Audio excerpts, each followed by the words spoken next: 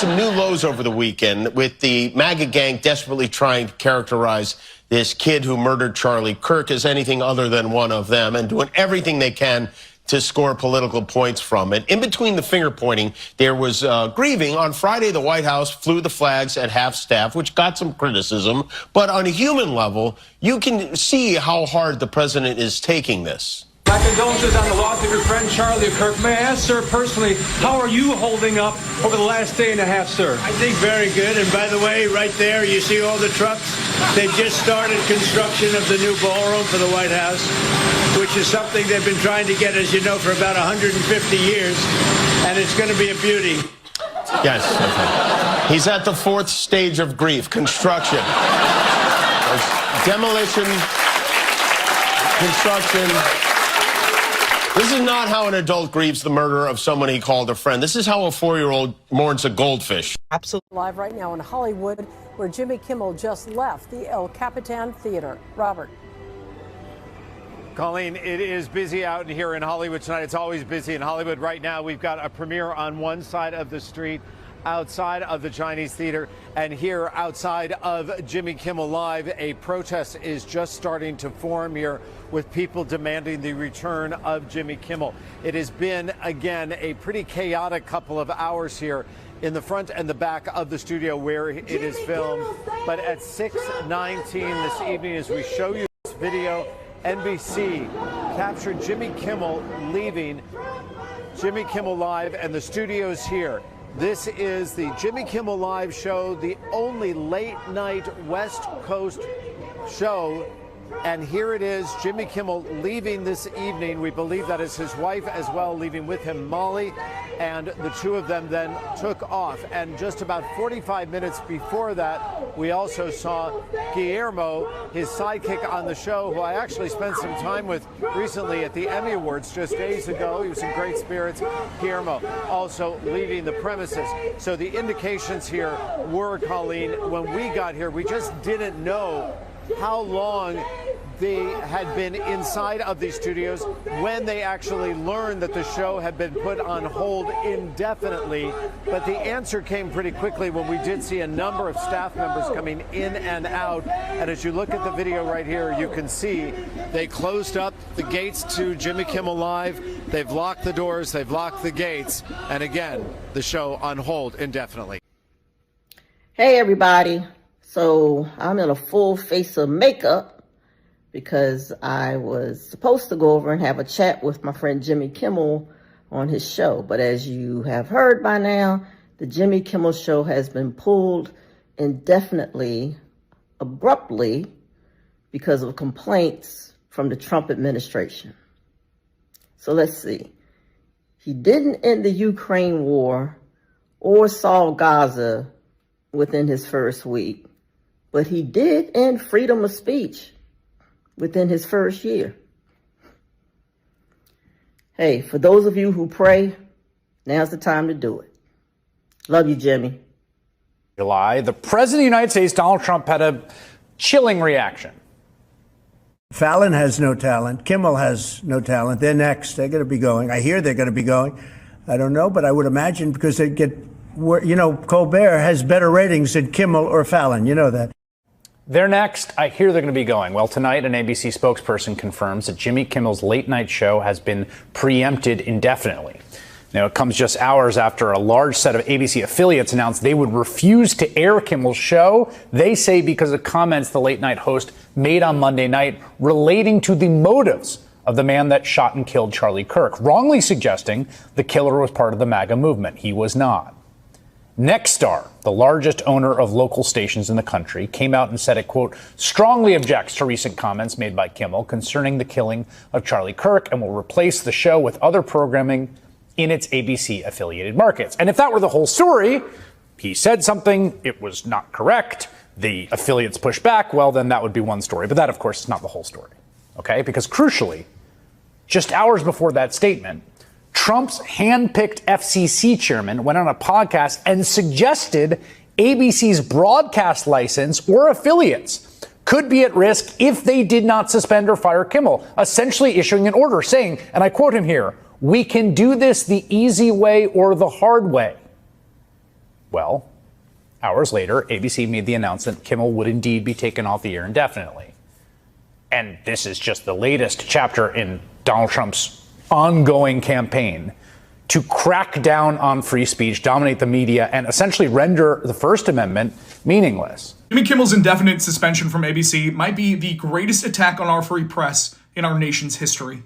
If you don't know me, my name is Matt. I'm an attorney in DC, and I just want to walk you through what happened tonight with Jimmy Kimmel, because it is so deeply disturbing that even if you do not pay attention to politics, you don't care about politics, this impacts you and all of us here in America. Just to rewind, earlier today, Brendan Carr, Trump's FCC chair, said on a conservative show that he would revoke the license of ABC and Disney if they did not take action against Jimmy Kimmel and remove him from the air. To which point, just hours later, ABC pulled Jimmy Kimmel and suspended him indefinitely. Brendan Carr reacted to the news with an office gif. Trump celebrated on Truth Social. To recap, the government threatened to pull the broadcast license of a media network who has a government critic. That media network, ABC, then capitulated and removed said government critic, Jimmy Kimmel. Again, it doesn't matter if you are a Trump supporter, a Democrat, Republican, anywhere in between. This is disturbing. This goes beyond just partisan politics. It goes to the very heart of our country, the very heart of our Constitution and First Amendment. The government directly censoring speech tonight of a government critic. That should scare us all to our very, very core. It's happening. Jimmy Kimmel has been muzzled and taken off the air by his network ABC, who are buckling to and trying to appease the Nexstar media conglomerate, who have a lot of affiliates, and they threaten to preempt him at the suggestion of the SEC chair. This is government censorship. This is the Trump administration coming after people who speak out against him. This is the end of it. If you have any concern or belief in real freedom or the Constitution and free speech, this is it. This is the deciding moment. This is what authoritarianism looks like right now. In this country, it's happening.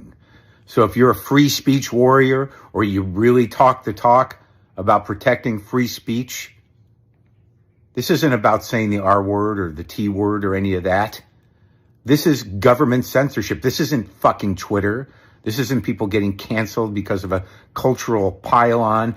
This is the United States government silencing voices that they disagree with. FCC Chair Carr put this out. This is his directive. This is the U.S. government. Look, if they can come for Kimmel, they can come for anybody. This is happening. It's time to act. Figure it out. Find a way. Come together. Push back. Because if this goes, it's over. It's over.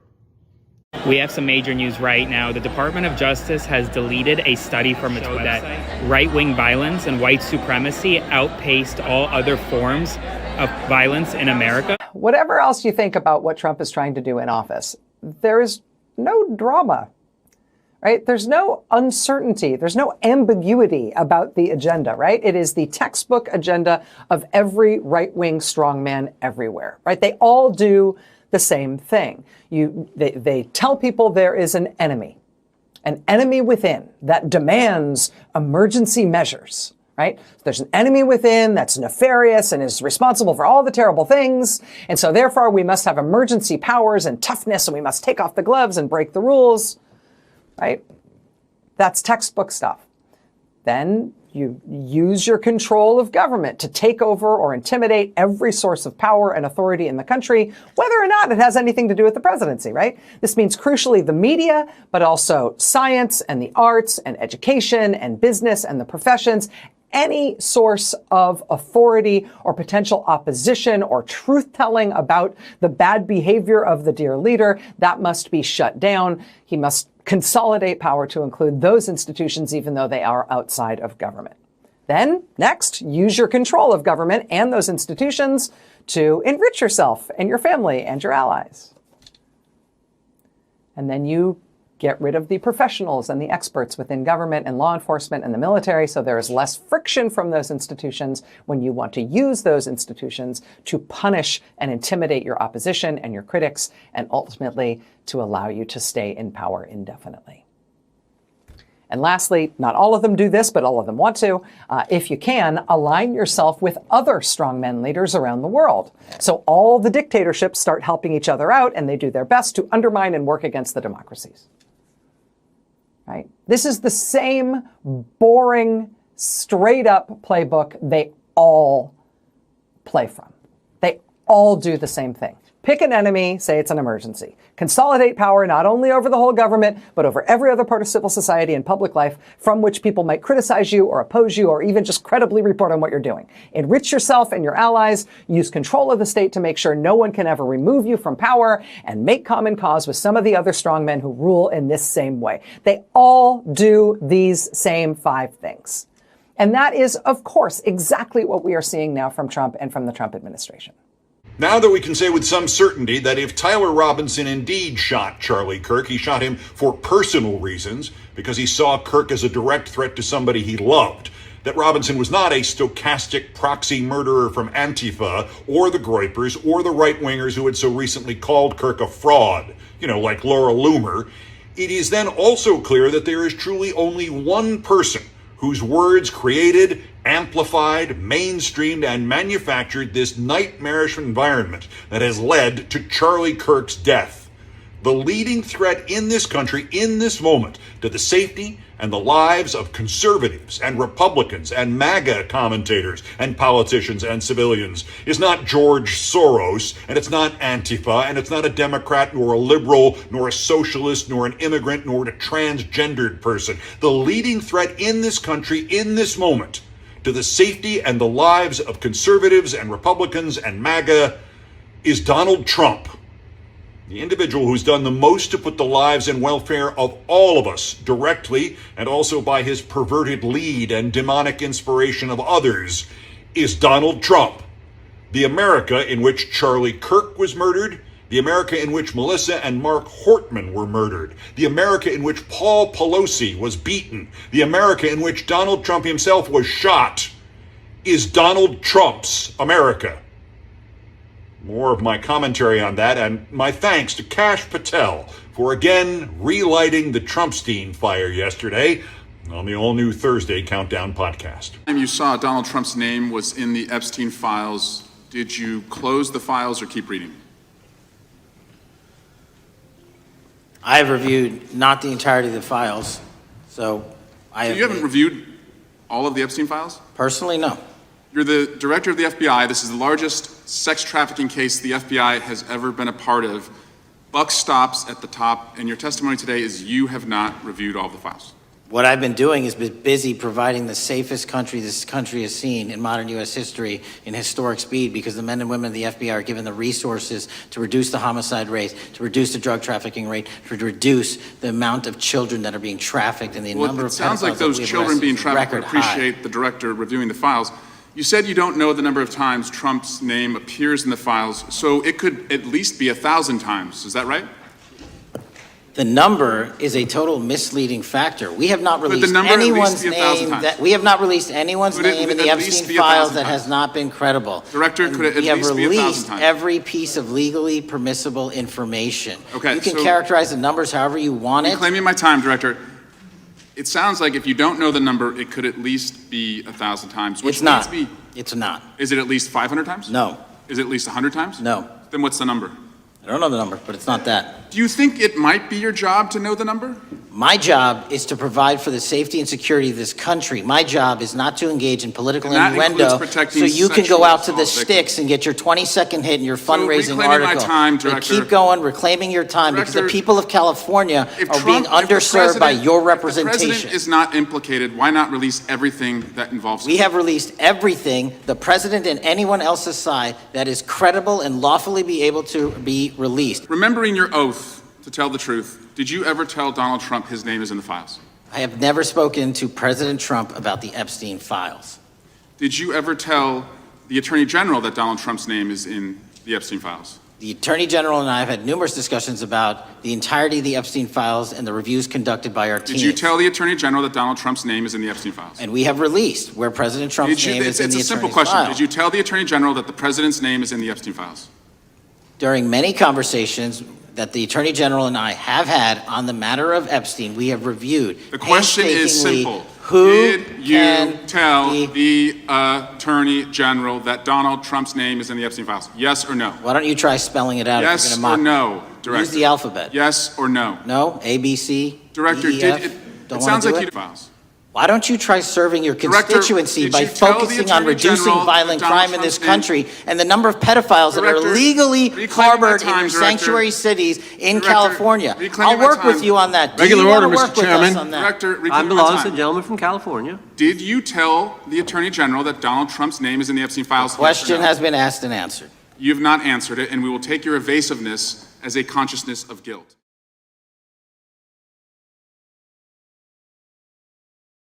They have given billions of dollars to mental health and the homeless population. A lot of them don't want to take the programs. A lot of them don't want to get the help that is necessary. You can't give them a choice. Either you take the resources that we're going to give you, or you decide that you're going to be locked up in jail. That's the way it has to be now. Or involuntary lethal injection or something. Just kill them. Yeah, Brian, why? It's time for the trucker John Lovestream. Gonna be a good time. Oh yeah. The trucker John Lovestream. Come along for a good time. It's a good time, good time, good time, good time. Trucker John Lovestream. It's gonna be a good time. Gonna be the time of your life. Gonna talk some shit. Hush your mouth. Gonna talk a little smack. Gonna talk whatever comes of it. You're gonna always wanna come back. Well, yeah, it's the trucker John Livestream. He's the biggest, baddest, funniest mother you've ever seen. Watch your mouth, he's headed south. Not even sure what that means, but if it's one thing I know, the trucker John Livestream is the best thing you've ever seen.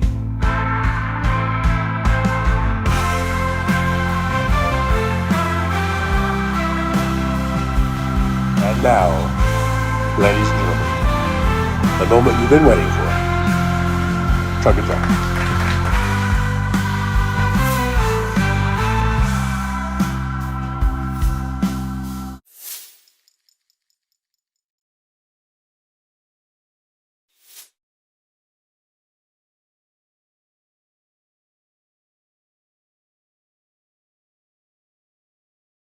Testing, 1, 2, 3.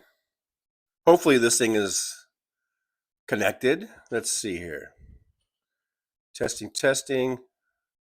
I wonder how many shows I did where this thing wasn't even hooked up. But I think it is today. Hopefully this thing is connected. Let's see here. Did you hear that? Testing. I wonder how many shows. It sounds like it's hooked up. This thing wasn't even hooked up. I think it is today. This thing is connected. Okay. All right. Good morning, everybody. Good morning. Here it is, 9:42 a.m. in the Pacific time zone here in beautiful Las Vegas, Nevada. We're at about 85 degrees. The high is only going to be 89. We got some clouds coming in. Probably going to get rain today in Vegas. All right. So how do you guys feel about losing your First Amendment?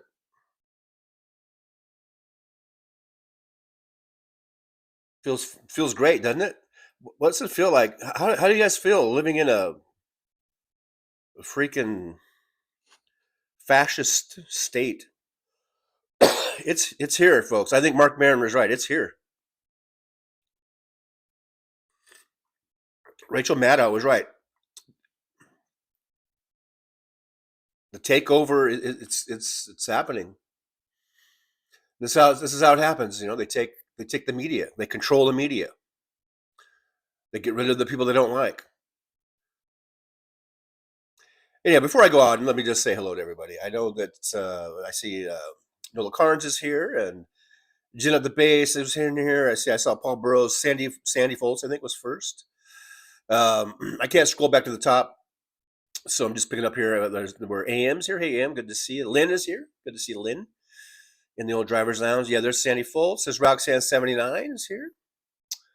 Good to see you. Michael McAndrews is here. Hello, Michael. Good morning to you.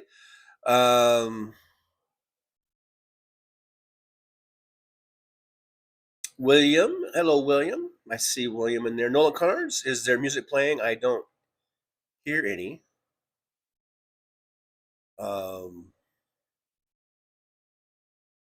don't think so. No sound. You guys can hear me, right?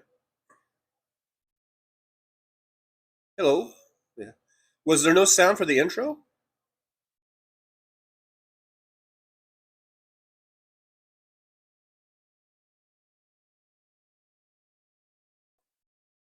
Did you guys not hear the intro? Was the intro no sound?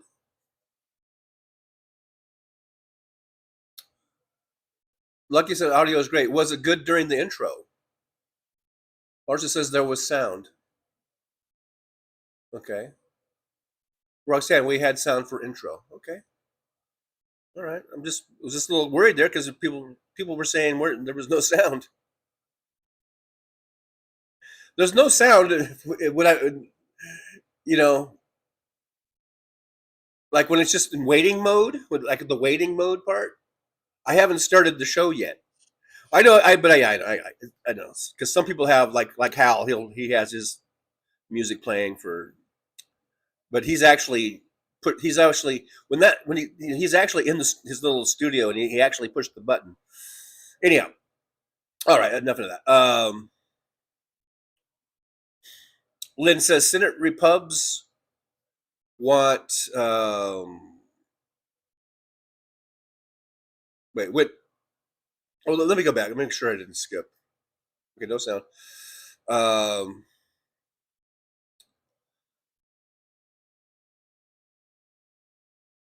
So Lynn says Senate Repubs went nuclear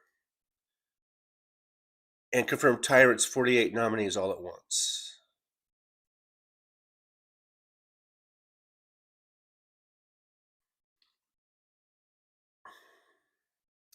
And as we lose our democracy, we can put this squarely on the shoulders of these spineless Republicans that walk in lockstep with this fucking tyrant president. Lynn says Kimberly Guilfoyle will now be ambassador to Greece. Oh yeah, that's been a while, right? Or is it just? She just got confirmed, probably. Okay, so I guess she wasn't really until she got confirmed or whatever. I guess I was just thinking that had already happened because I think he announced it like months ago, but it just now got confirmed, I guess. Nola Carnes says hello from Canton, Ohio, home of Football Hall of Fame. I've been there. I went to the Hall of Fame way back in about 1990, 91, something like that. And then I drove right by there, just like on the freeway, a few times in my truck, or a couple times again. Lynn says Callista Gingrich, ambassador to Switzerland. That sounds like a pretty sweet gig.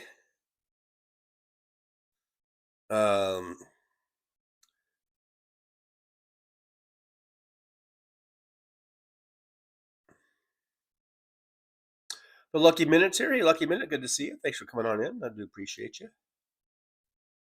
being in here. Susie Jones is here. Says I fell asleep for a few, but here now. Yeah, I hope you're feeling better. I know you've been kind of under the weather lately. Hope you're feeling better. AM says we only have freedom of speech if we agree with the administration. Unbelievable. Epstein is not going away, Mr. President. Yeah, freedom of speech for them, for the Republicans, freedom of speech for Trump but apparently not for the rest of us. And that's not freedom of speech. Michael McAndrew is so Nazi of Trumpy. He seems to be copying the old Nazi playbook. That's for sure. Lynn says, sadly, the Senate has stopped Chris Murphy from following the money on Epstein. Go figure. If they didn't have anything to hide, they wouldn't be acting like this.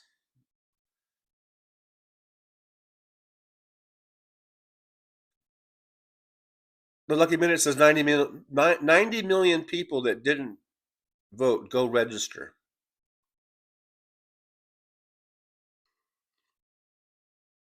Roxanne says, we are so fucked. Hush your mouth.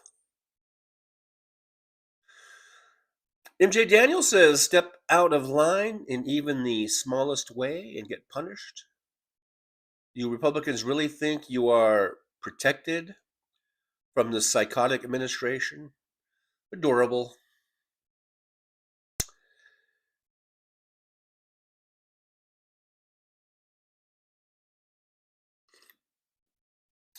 Just go see the movie. Was it called Stalin? A few years ago with Steve Buscemi and a whole bunch of people who were in it. Just go watch that movie. If you want to know what Stalin, Russia, and people being put on, not loyal lists or whatever they called it, just on the whim of some people that were just trying to curry favor. It was always about trying to curry favor with dear leader. And it's like, look at all these people I found. I put them on the list. And these people, that once they were on the list, they would get disappeared. They get either thrown into a dungeon, thrown into a prison, into a gulag.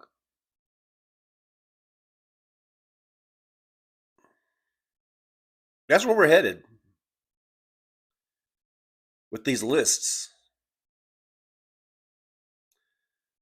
Are you on the loyalist list or the not loyalist list?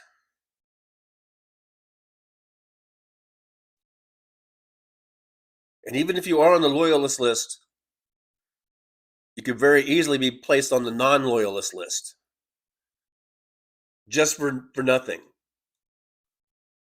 Maybe you said something like, gee, had to wait in line for toilet paper. The line was really long today.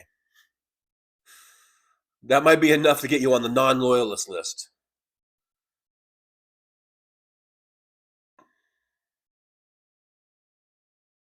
MJ Daniel, is this the small government Republicans voted for? Laugh now, it's coming for you soon. MJ Daniel, by the way, says good morning from the free state of Washington and fuck DJT.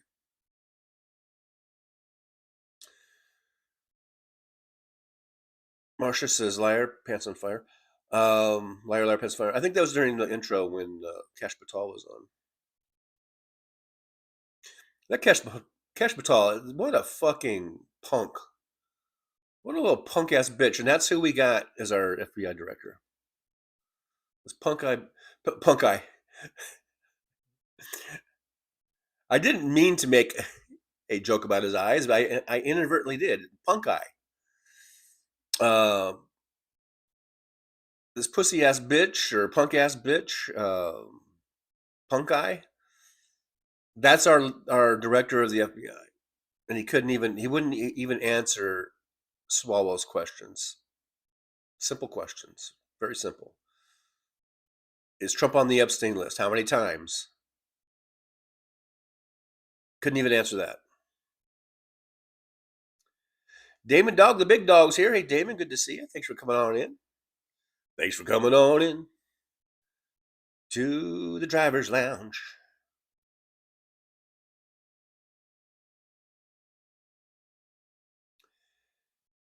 AM says, it's a shame how we cannot depend on corporate media for the truth. Many thanks to the heroes who dare stand up to this administration through independent media.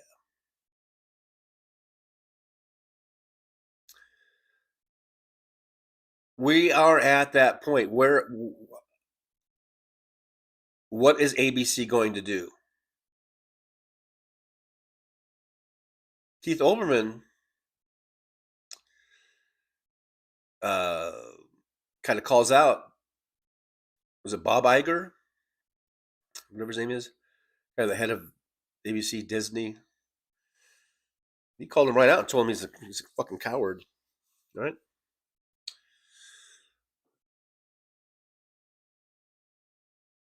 Now is the time for people to stand up, I guess.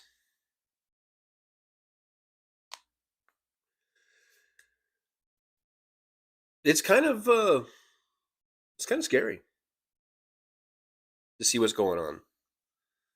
And it's happening so fast. It's like, here we are, just into this administration, just what, 8 months in, a few months in here, and it's been rapid fire.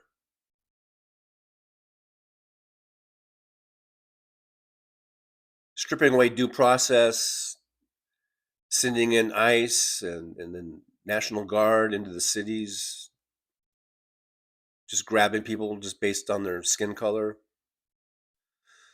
Now extrajudicial executions out in the seas there. 2 ships now, 2 little boats now that they've blown up, just blew to smithereens, killing everyone aboard on those ships, those boats, with no due process, no even finding out what they had on the boats, nothing.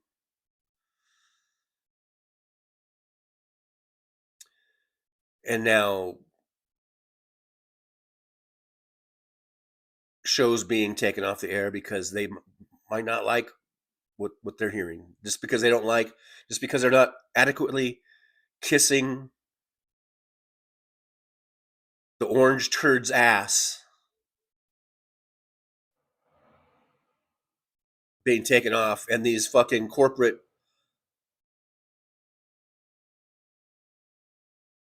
leaders, if you want to call them leaders, just completely capitulating.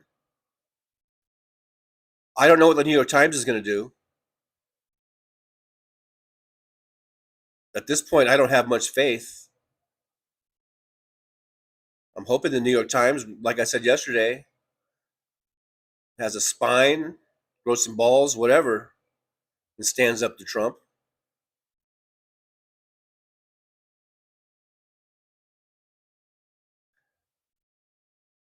This is right out of Nazi Germany. This is what Hitler started doing. He took control of all the media, which in those days was mainly radio. I'm not sure if they even had TV channels in. I know they had film. I don't know if they had TV channels. But he took control of everything. And that's what Trump is trying to do now. That's what he's doing.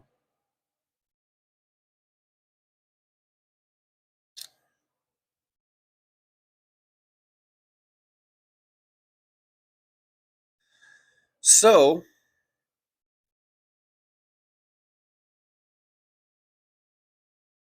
what are we going to do?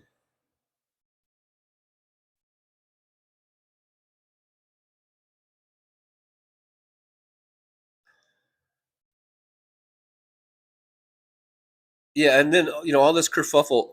Jimmy Kimmel, all he did was make a joke about Trump. He made a joke about how Trump,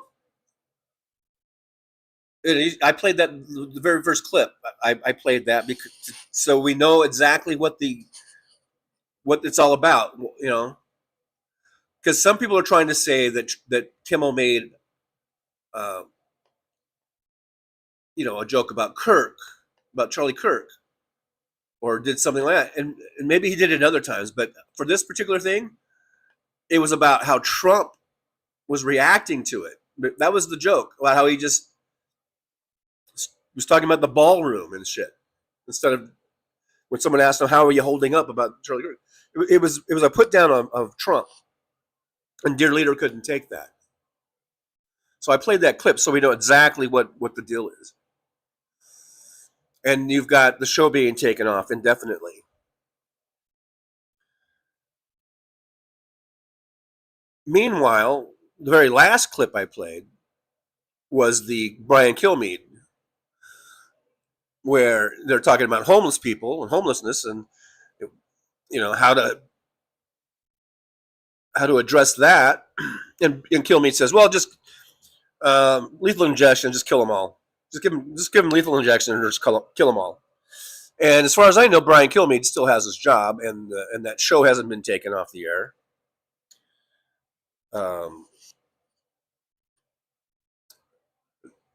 Trump probably has that on a loop. That probably gives him a little chubby with his little mushroom pecker. That clip I played is probably on a loop because he just Trump probably gets off on that kind of shit. Just thinking about that'd be great. Just kill all the homeless people.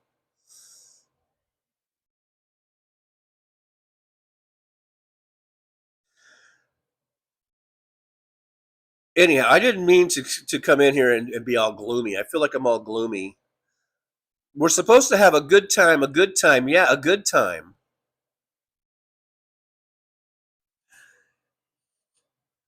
Sometimes it's hard, though, you know, with so much shit going on. Yeah, Roxanne79 says, I feel awful. We are fucked. But let's not get too awful. I mean, let's not feel too awful. Let's have some kind of hope of, you know, let's sort of shine a light on the people that are standing up to Trump, you know, like Gavin Newsom or Pritzker. Let's try to grab whatever little hope we can from wherever we can, because if we give up hope, then we're screwed. Then we really are just. So let's not give up hope. Search for You says it won't be long before they censor YouTube, and I've been wondering that too. You know, how long before shows start getting taken down for just anything that's critical of Trump in the least tiny bit? MJ Daniel says 100% this is Germany 1938. Yep. Damon Dog said I canceled my Disney account. ABC and Disney can go can F off. They can F the F right off. Hey, Sandy Foltz is here. So Sandy says I'm going to Lockport today. That sounds like a fun time, I guess. I guess WW was here but left. Okay, well, whatever.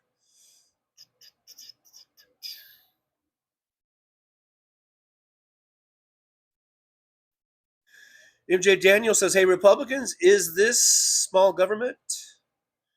You think you are not next? Think the Second Amendment is safe? Look at the laws in countries like Russia, Hungary, Turkey, etc. Yeah, you thought Obama or Biden was going to come for your guns, or Kamala Harris was going to come for your guns? Yeah, just wait. You want to talk about a gun grab? You're right, MJ Daniel. That's the next part of the... When a dictator takes over, they don't want people having guns. Are you kidding me? Trump will start sending his stormtroopers in and kicking in doors to grab people's guns. And yeah, there might be some resistance and whatever, but if Trump has the full force of the U.S. military, and we've seen that he has no aversion to sending in military into our cities, I don't care if there's 300 50 million guns out there, it won't stand up to the U.S. military. Because the military will just start using bombs and shit. They're going to go, okay, these guys are shooting at us. Okay, fuck it. Just light them up. This is going to light them up, man.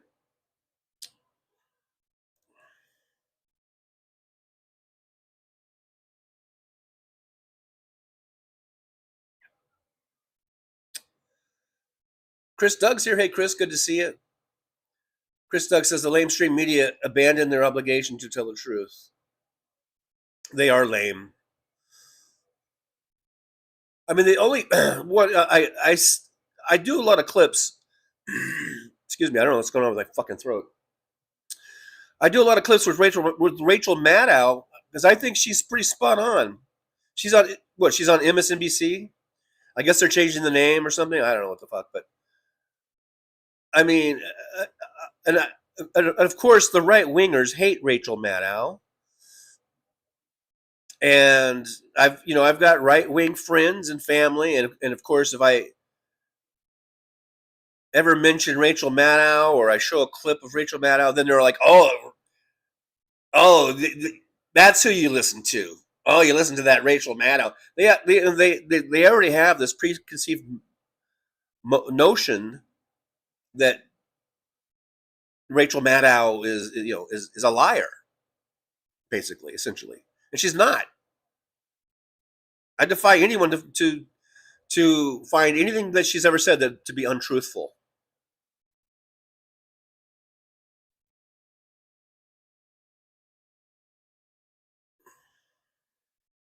Meanwhile, I'm sure you could go through any Sean Hannity show, radio or TV, Bill O'Reilly, any of them, Alex Jones, Glenn Beck, and they're packed full of lies and mistruths and spins and and then they'll come back and say, well, both sides do it or something. No, they don't.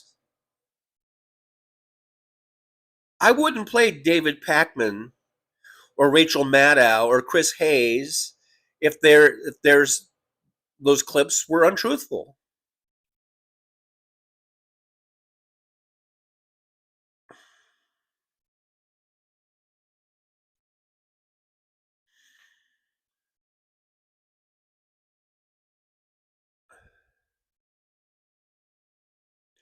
I don't even watch really like just the national news, like at ABC, CBS, NBC. I don't even watch those, to tell the truth. So I don't even know how.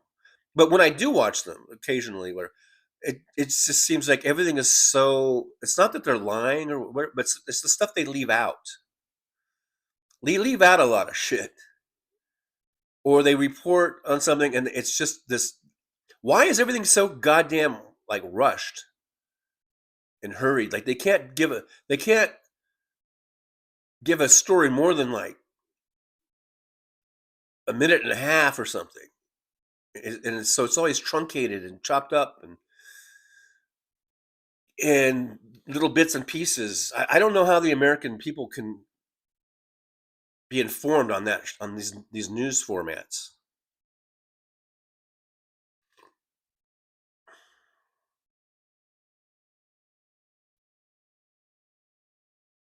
David Dog was like number 25.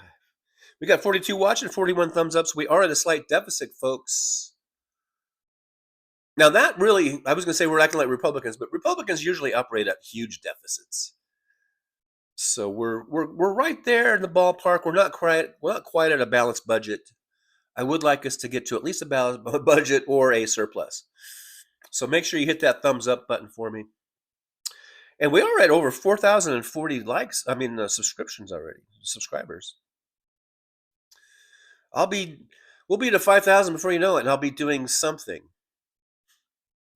as a challenge, I guess, to challenge people at 5,000, to get to 5,000. I don't know. I was going to do something.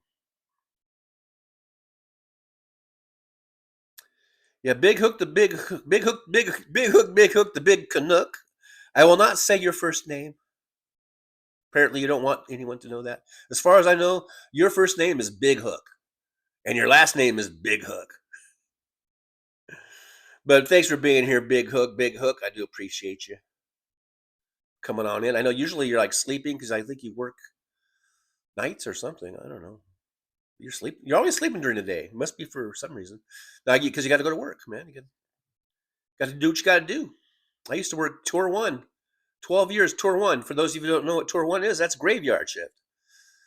And I hated every minute of it, by the way. Some people love working overnights, graveyards. I hated it.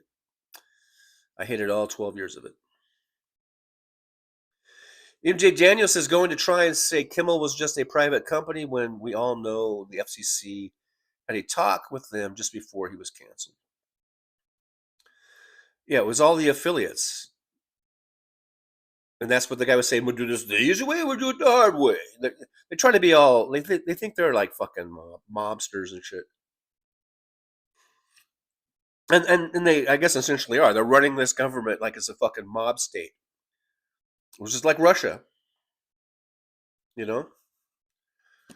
It's like goddamn Russia. Congratulations, everyone. We are now Russia.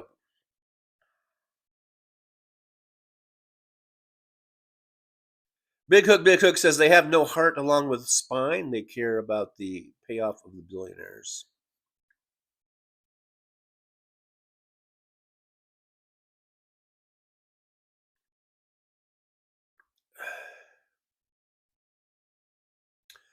I wonder if, because I don't know what's going to happen with MSNBC, but so I'm just now thinking, guys. This is just up the top of my head, and I'm just sort of thinking out loud. So please don't come at me like, oh, that's stupid. Well, you can say it's stupid, but I don't know. Just know that sometimes I have no script. I'm not reading anything. I don't have a fucking, what do you call it? Teleprompter. I'm just doing this off the top of my head. I'm just thinking out loud. So I'm just now thinking, because the thought that I was going to say is like, I wonder if like Rachel Maddow and Jimmy Kimmel and Steve Colbert and I don't know, whoever else has a lot of money, because it's going to take a lot of money, if they could just come together and make their own goddamn channel. I know you could do it on YouTube. They could make YouTube channels and shit, which is what they'll probably end up doing. But I don't know, if they to make their own cable channel or whatever, where they just have people like them on there. You know what I mean? Like 24/7. Rachel Maddow and so far, okay, we got Maddow, Kimmel, and Colbert, and whoever else. I don't know. You guys could add to the list. I mean, you could, in the chat. But if we could have our little dream channel, put Hal Sparks in there too. If we had our and it was on, it was on all the cable. We can get it on all the cable outlets, right? Just like Fox News is there and MSNBC is there. Let's get this dream channel. I don't even know what we call it. Maybe we just call it the dream channel. I don't know. So who should we put in there? Because, I think Maddow and Colbert and Kimmel would be good. So, you got two comedians and one really smart lady. And Hal Sparks. And we'll put him in whatever category you want. He might be a smart lady. No, I'm just kidding. But let's add to the list. So if you guys want to add to the list, put that in the chat. Let's make our little dream channel. And then it'll blow everything else out of the water in terms of ratings. Because cable channels aren't subject to FCC rulings or jurisdiction or whatever. You don't have to get a broadcast license, I don't believe, to be on a cable channel. Like you do if you're over the air broadcaster. That's a whole different thing.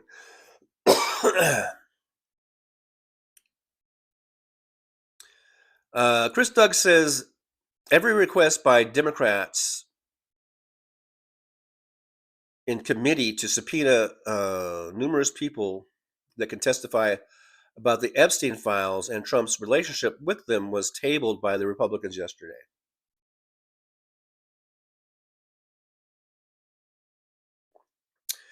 The ladies the survivors, they have a list.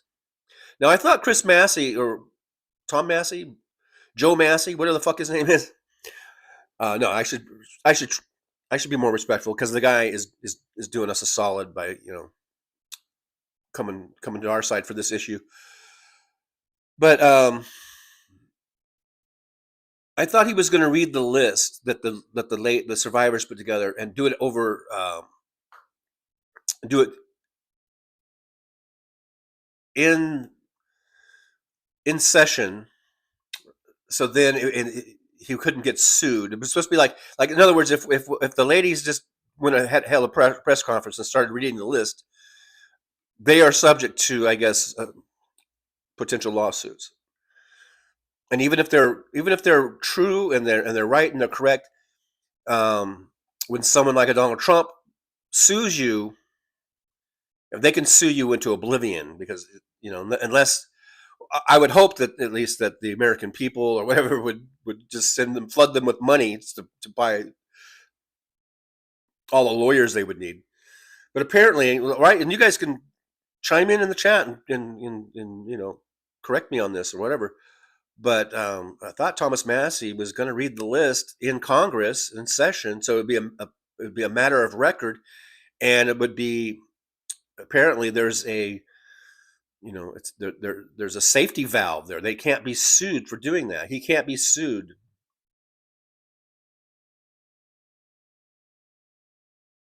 Maybe that's, you know, they're letting this sort of play its course out before they do that. Like, okay, the Republicans keep shooting us down. They're shutting it down, and then at some point, I think they're supposed to do the list. We want the fucking list, man.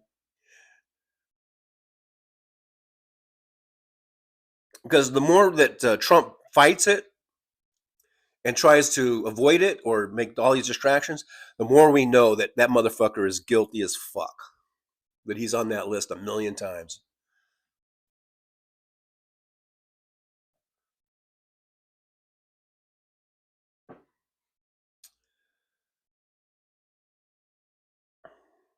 Nola Karn says it's all new. I don't know. I'm behind in the chat, and I don't know what that was in reference to. Sorry.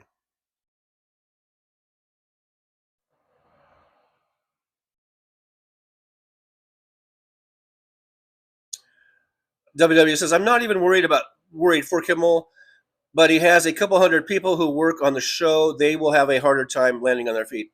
And it really isn't about that. I mean, yeah, it sucks for the crew, the crew members and what they're going to do for work, and that, you know, but that's not the issue. And I'm not worried about Kimmel financially.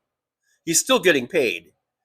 He still has $16 million on his contract that's due to him. And as far as I know, ABC is still paying him. They're still going to pay him.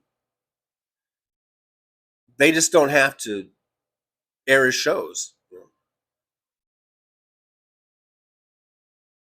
That's not the issue. That's not what we're worried about. We're worried about our fucking First Amendment. We're worried about this overreach, government overreach to the extreme, to the max. We're worried about a tyrannical leader that is exuding his power. He's weaponizing these government agencies like the FCC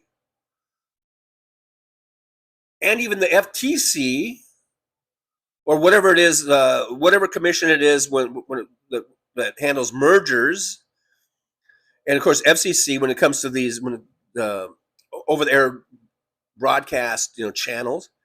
He's using that. He's extorting. This is extortion. This is government extortion. This is extortion from the top, very tippy top of this government, from the top level. That's what we're worried about. This extortion to shut down speech. That's what we're worried about. Not worried about Jimmy Kimmel's fucking finances. He's fucking richer than fuck, and he's going to be fine in that regard. Unless they throw his ass in jail, you know, but other than that, he's going to be living in fucking Calabasas or wherever the fuck he lives. I don't even know where he lives. I just threw Calabasas out there because a lot of rich people live out there. But anyhow,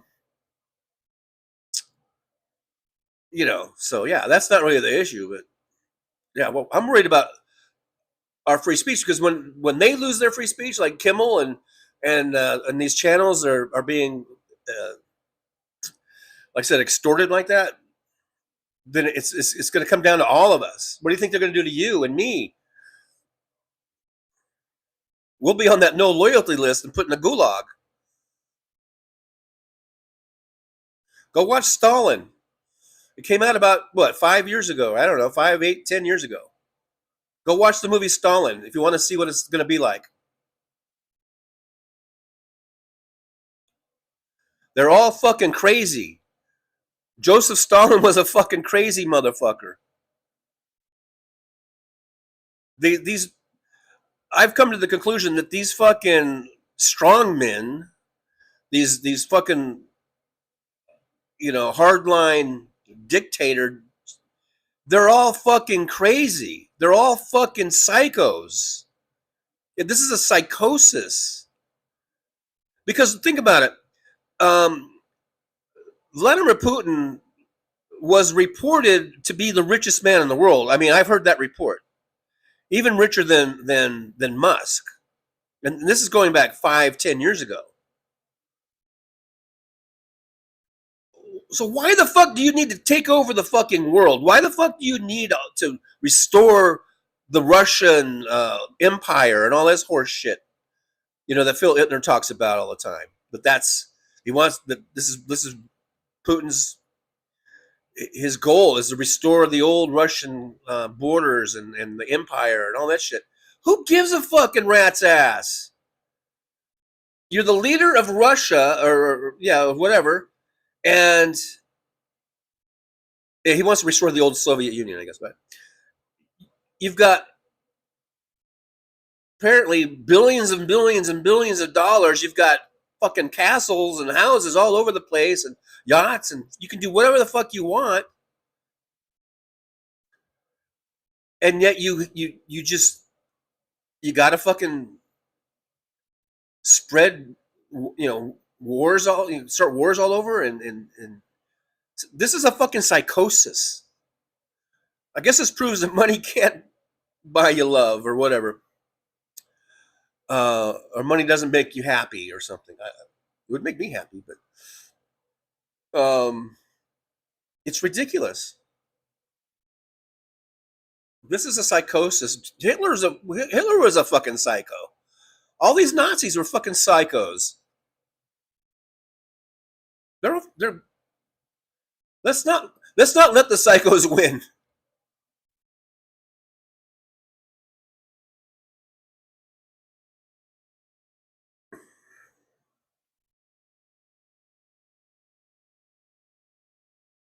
It's kind of like Musk. Musk was doing fine.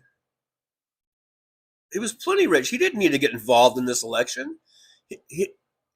His company would have done just fine if he had just stayed out, and no matter who won. If Harris won, he would be doing better, because you know what? At the end of this month, all those EV tax credits are coming to an end. All the stuff that Biden put in, he had in the Chips and Science Act and the Inflation Reduction Act. He had all kinds of stuff that was beneficial to electric vehicles.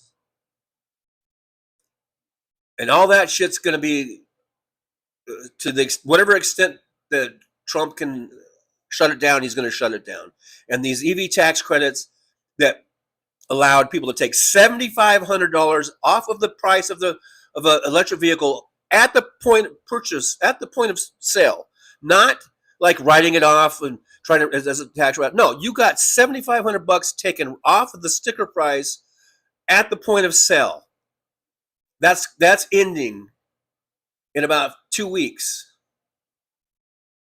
I got to believe that doesn't help your company. If you own an EV company and you're trying to get market share, you're trying to replace internal combustion engines that have been the main vehicles for 100 years. Those tax credits are a big deal. And because What, you didn't give a fuck about that? So you back the other horse? You back fucking Trump? Because you know what? I guess because your Nazism fucking was more important to you, Elon Musk, than running your goddamn company. Musk is a psycho. They're all psychos, man. I mean, to the extreme. And I know everyone, and I don't mean to be bashing people with mental issues. We all have mental issues. There's lots of people have mental issues and mental problems, but we don't need fucking sociopaths running any country, let alone ours. And that's what we have in the White House now, is a stone cold fucking sociopath. Now, I can kind of understand why Trump got involved in politics, even though he was supposedly a billionaire at the time. Back in 2016, he was supposedly a billionaire. I think at that time they were saying he was worth $5 or $6 billion or something like that. And people question that, but I think the reason he got involved in politics was just to stay out of prison, basically. He was hoping he would win and he could say, I'm the president. You can't indict me.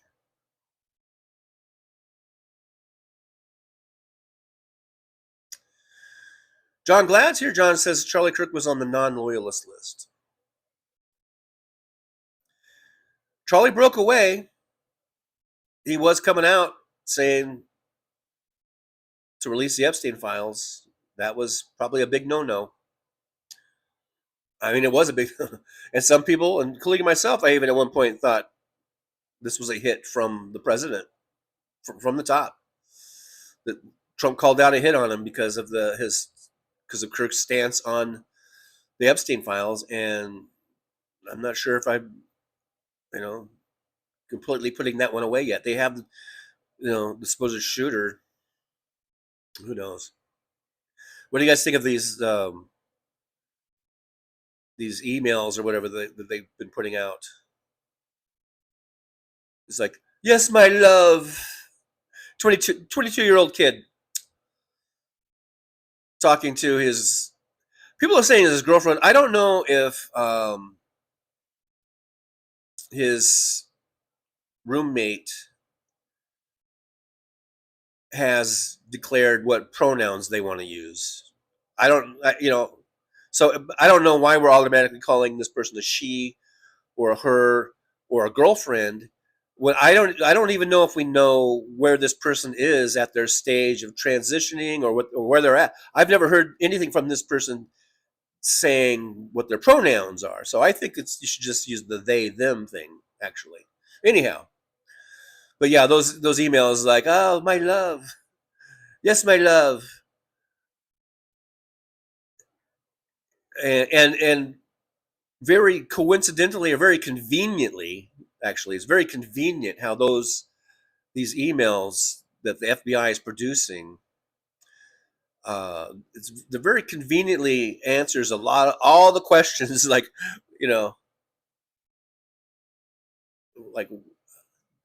how he changed his clothes and where he dropped the gun and how he did this and that. It's all very conveniently wrapped up in those emails. And the wording is very suspicious. The 22-year-old would talk that way, or even type in a text like that. Everything in text is, you guys know. I mean, it's emojis and it's all these acronyms and shit. I doubt he'd be going, "Yes, my love," or whatever. I don't know. Oh yeah, Stephanie B2. The movie is Death of Stalin. Yeah, that's the one. That's the one, Stephanie B2. Hi there, Stephanie. By the way, good to see you. Yeah, check out the Death of Stalin if you want to know what we're headed for. I would say the Death of Stalin and Handmaid's Tale. Although we're way past the Handmaid's Tale. It's not just fucking over women. We're fucking over everybody. Catherine Hill, Real Health Talks here, says, hi everyone. Hi TJ. Saw David Gilmour movie concert last night. Oh my God, it was awesome. Gilmour. It just seems like whenever I watch something live of Gilmour, there's always someone in the crowd going, Gilmour. Maybe that's just me. I don't know.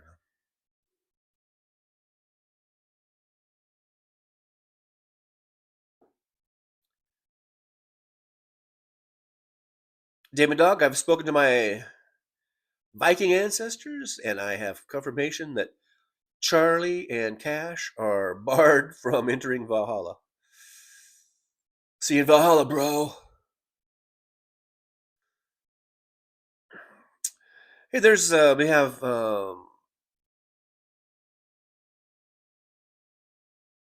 Eli Savat Martinez. Was this formerly Olga Martinez? Anyhow, it says don't shop at stores that sponsor these commercials on those channels and give up your Disney pass. No more Disneyland. Yep. Boycott them. Marsha Jones says Cash would steal your wallet and help you look for it. WW says there will be a standoff. I have a feeling that they have selected NBC and Harvard to be the ones who take the legal stand. Even Berkeley backed down, not like them. Catherine Real Talk says ABC wants a merger. Gave the boot to Kimmel, worse than CBS gave to Colbert. What Kimmel said was not at all bad. Kimmel even said condolences to. Most reports don't like that. Josh is here. Josh is going to go hit the showers. All right, have a good showers. Get cleaned up. For God's sakes, please get cleaned up. MJ Daniel says puppy killer Noam went on a raid with ICE for some propaganda in Chicago and broke down the door of an American citizen.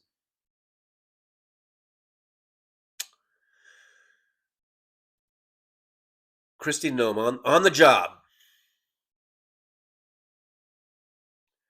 Roger Dodger says who had on their bingo card that within 9 months of a new administration, 2 of the 3 networks' late night hosts would be forced out for purely political reasons. Yeah.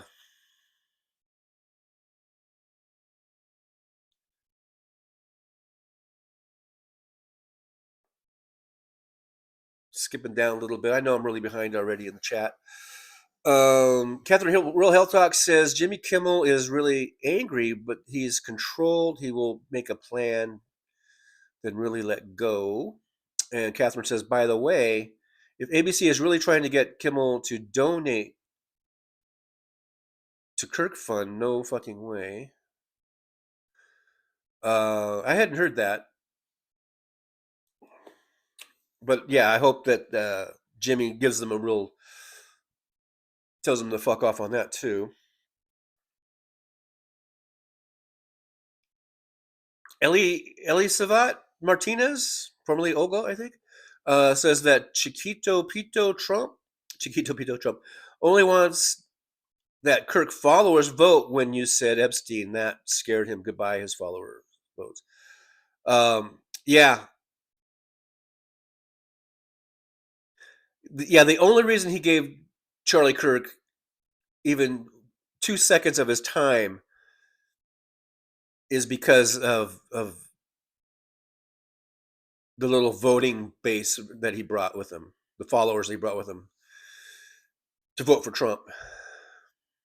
The Lucky Minute says cruelty is their fetish. Roger Dodger says those cackling idiots on The View did not mention Kimmel once during today's ABC show. Behar, Whoopi, et al. We are completely over the line. No joke. We are completely over the line. They said we are completely over the line? That's what one of them said on the show? Guess you had to be there.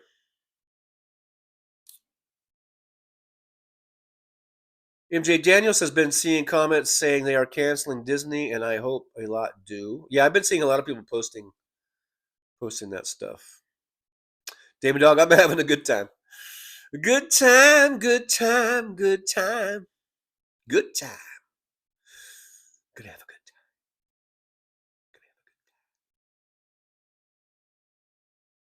Lynn says the tyrant brought his own sheets to Windsor Castle, and Melania brought hers too. She demanded a separate bedroom, laughing out loud. Yeah, she's like, when I first married Donald, he wasn't pooping as much, but now it's just how crazy. It's just, it's out of hand. I did not sign up for this. That's probably, I think that was a direct quote. Catherine Real Hell Talk says David Muir did not mention Kimmel at all last night on the news. He was slammed with a ton of other stories to report. ABC sucks. I wonder if Colbert and Seth Meyers will say anything. Can they? I think they can, but they might get canned. Marsha's here. Marsha's good to see you. Hello to you. Sorry I can't stay again. Care coordinate from my insurance will be here soon. Well, thanks for popping in, Marsha. I hope everything goes well with your. I know you're. It's always this thing. It's been a long, drawn out thing trying to get all your health care and your everything. So I hope you get that settled and situated. Catherine Real Talk says Fallon is a tool and he is worthless. I don't know. Maybe. I don't. I don't really. I really don't watch the shows. I really don't watch any of those shows. I see the clips on YouTube. If it wasn't for YouTube clips or other social media that plays clips, I probably wouldn't watch or know anything about any of these shows. So I've over the years, I've seen a lot of the Colbert clips and Kimmel clips. And every now and then, whenever I see something from Fallon, it's usually just something funny. I think Fallon has decided. But well, there was something I saw where he did get a little political, not too long ago. I forget what it was now, but he actually did get a little bit political on something, and I thought it was good what he did. I don't remember what it was now. I forget the issue of it. But for the most part, maybe that's just he's like, hey man, I'm just gonna do the funny, because I think he is funny. I think Jimmy Fallon is funny and talented, but he's just I think decided to be as non-political as possible, and I think that's his choice. I mean, after all, these are late night talk shows, and these are comedians. I think Jay Leno, for the most part, wasn't he pretty much non-political? I think. Again, I don't really watch the shows. It's mainly I see them through clips. I mean, even Letterman could be political, but in a really kind of sneaky way or subtle way or whatever. You know what I mean? Well, I guess his little opening monologues could get political, but I think really like Colbert and Kimmel have really taken it up a notch or two, And I think it's a matter of choice in that sense. I don't if it's their choice, because if these are their shows,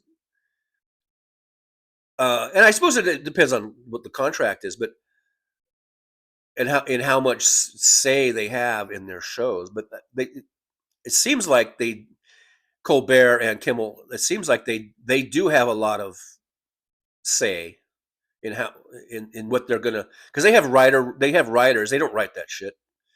They have writers' rooms that write all that shit. But it's at their direction, or they work with them, or they guide all that. So it does seem like, of course, that Colbert and Kimmel they're doing what they want to do. I don't know how much leeway Jimmy Fallon has or whatever. It might depend on the contract too. So who knows? But at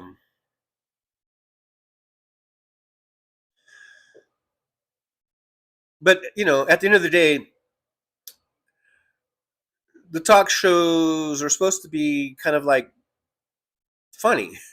Like even go back to Carson with the Tonight Show. I mean, Johnny Carson monologues. There might be they would maybe do a couple digs at the president of the time, here and there, but overall they weren't really hugely political. I don't think.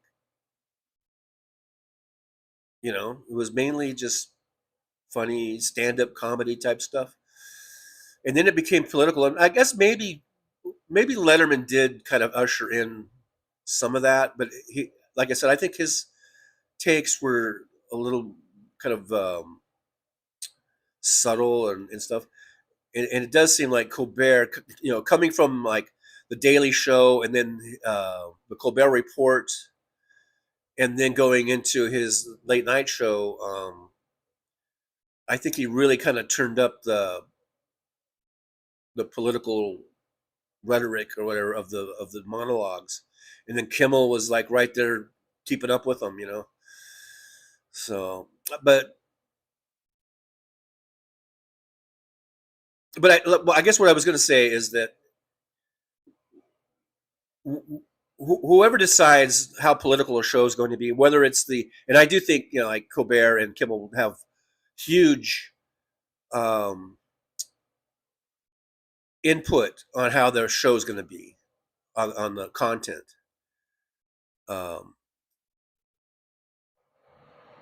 But whether a show is going to be political or just funny, that should be up to the creators of the show, and certainly not by the government, certainly not by the president. And there should be no like this extortion that's going on. That's the thing. Sandy Fold says you should not talk about politics and talk about fall Halloween football. People are sick of you talking about Trump and Charlie Kirk. Go on to something better. Well, maybe you are. Maybe, Sandy, maybe you are sick of it. I don't know if the rest of the chat is sick of it. Maybe they are. So, I mean, I appreciate your feedback, Sandy, but I don't know if, you know, the rest of the chat is sick of it. You know, there's a lot of people in here that hate when I talk about football. Because I can get on here and I can talk about football. I used to be a sports reporter. I used to do sports reporting for football and baseball. I can sit here and I can talk football with you and baseball, but a lot of people in here, they will go to sleep or they'll change the channel. They don't want to talk about that. So talk about fall. Well, fall's almost here. Yay. Pumpkin spice. You got your pumpkin spice. Halloween, we're still over a month away from Halloween. I don't even like talking about. Some people love Halloween and it's their favorite holiday of the year and all that horse shit. To me, Halloween is just it's just a holiday for little kids to dress up in costumes and go get free candy. A lot of people took that love of that holiday into their adulthood and they make it like a year-round thing. I don't really think Halloween should be even talked about until about maybe a week before Halloween at the most. I don't want to see any Halloween decorations until, you know, no further out than a week from Halloween. And I think it's ridiculous. I could drive around Vegas and I already see people decorating their houses like doing Christmas decorations for Halloween, and I think that's kind of crazy. But hey, again, to each your own. To each your own. Not to eat your own. No, to each your own. Okay, so what do we have? We have football, Halloween, fall, and that's it. I don't know what else to talk about. So now I'm going to go back to talking about Trump and how he's turning us into an authoritarian state.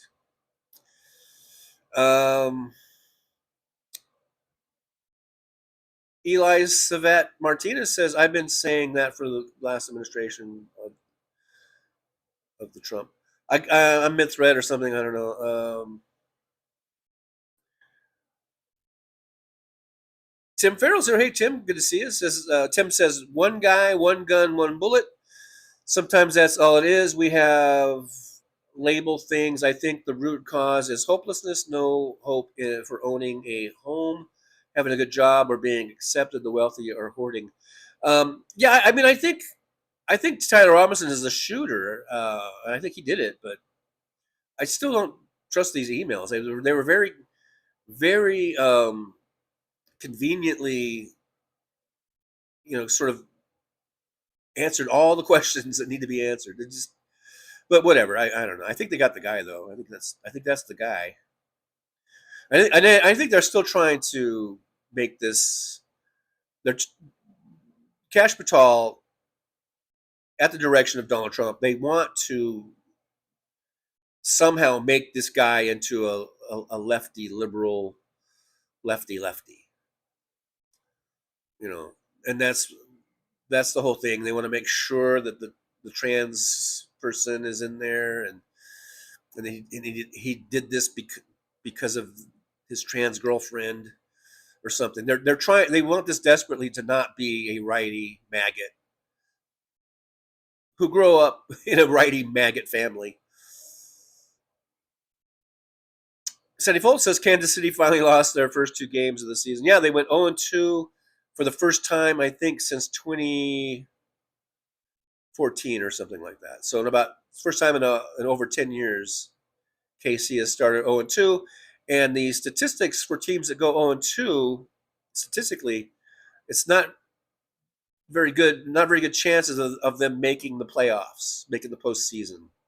When you start 0-2, it's something like, I forget the stat, but it's very low. You have a very low probability of making the postseason. But having said that, I wouldn't really count KC out just based on their past, several years with Mahomes and stuff. So we'll see. Roger Dodger says if they fuck with YouTube, and I don't just mean messing a bit with the algorithm, the party's over.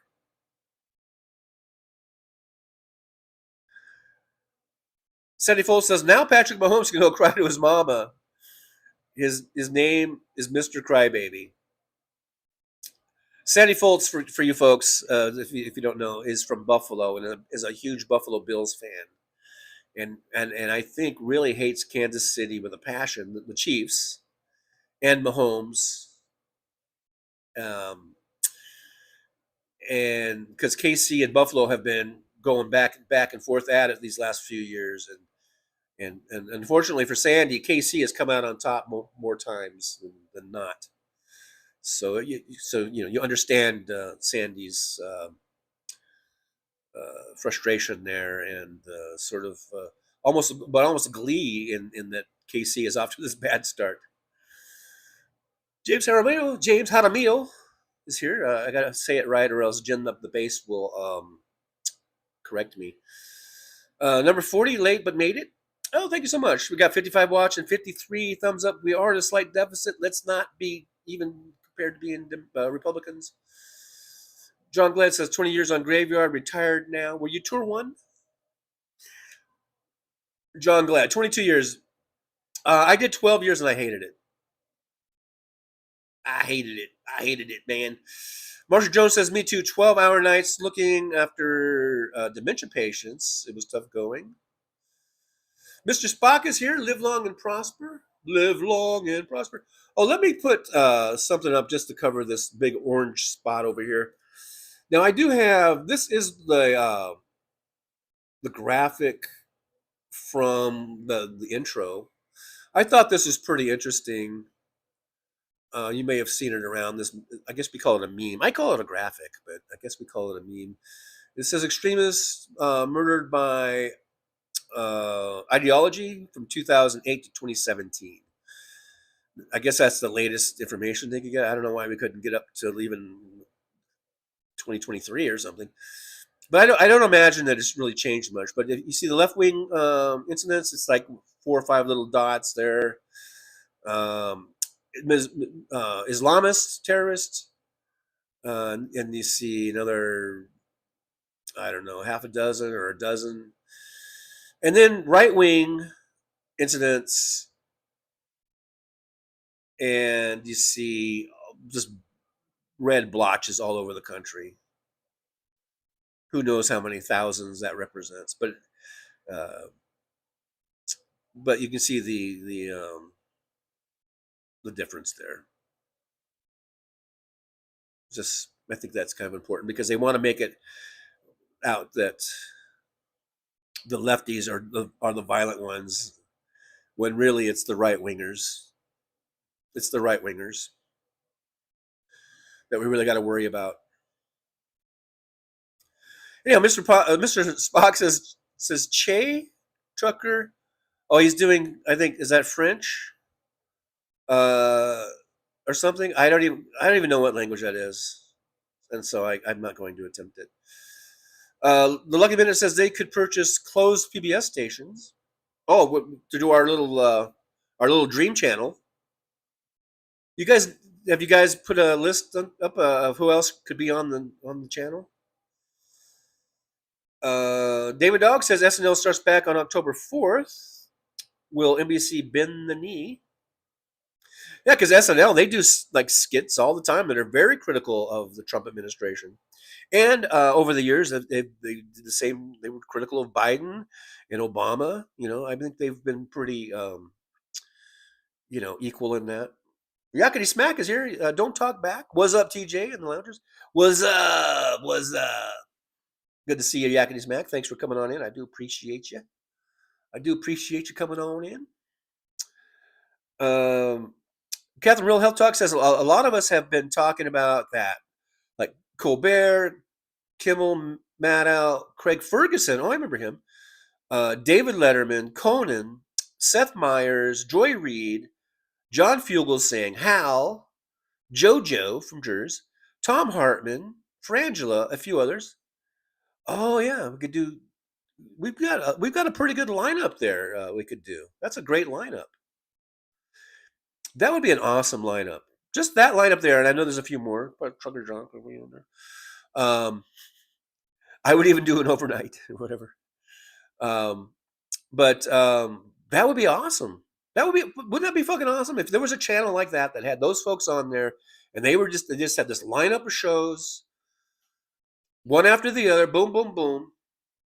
And I want this to be 24/7. I don't want this thing because a lot of times you see channels where overnight they run all these infomercials, and I know that's a way of income stream, and they need income, I guess. But they go to infomercials, or on the weekends they go to infomercials, and I see that a lot on the left wing stuff. But on the right wingers stuff, they run their shit 24/7. I mean, even on the radio, Rush Limbaugh was 24/7. They didn't run infomercials. They would run repeats. They would just repeat his fucking show 24/7. No fucking infomercials, folks. MJ Daniel says maybe some of these billionaires can claim to be Democrats. Like, think Democrats should spend some money and do that. Not sure. Not now, of course. They would never be allowed. Well, I think they could do a cable, because, like I said, there's no FCC thing on that. Okay, I'm losing the chat now. It's starting to disappear on me. Elton Gillespie's here. Elton, good to see you. Thanks for being here. One Vision says, fuck me, it's Struggle John. Hey, One Vision, good to see you. I have to read fast because the chat's disappearing.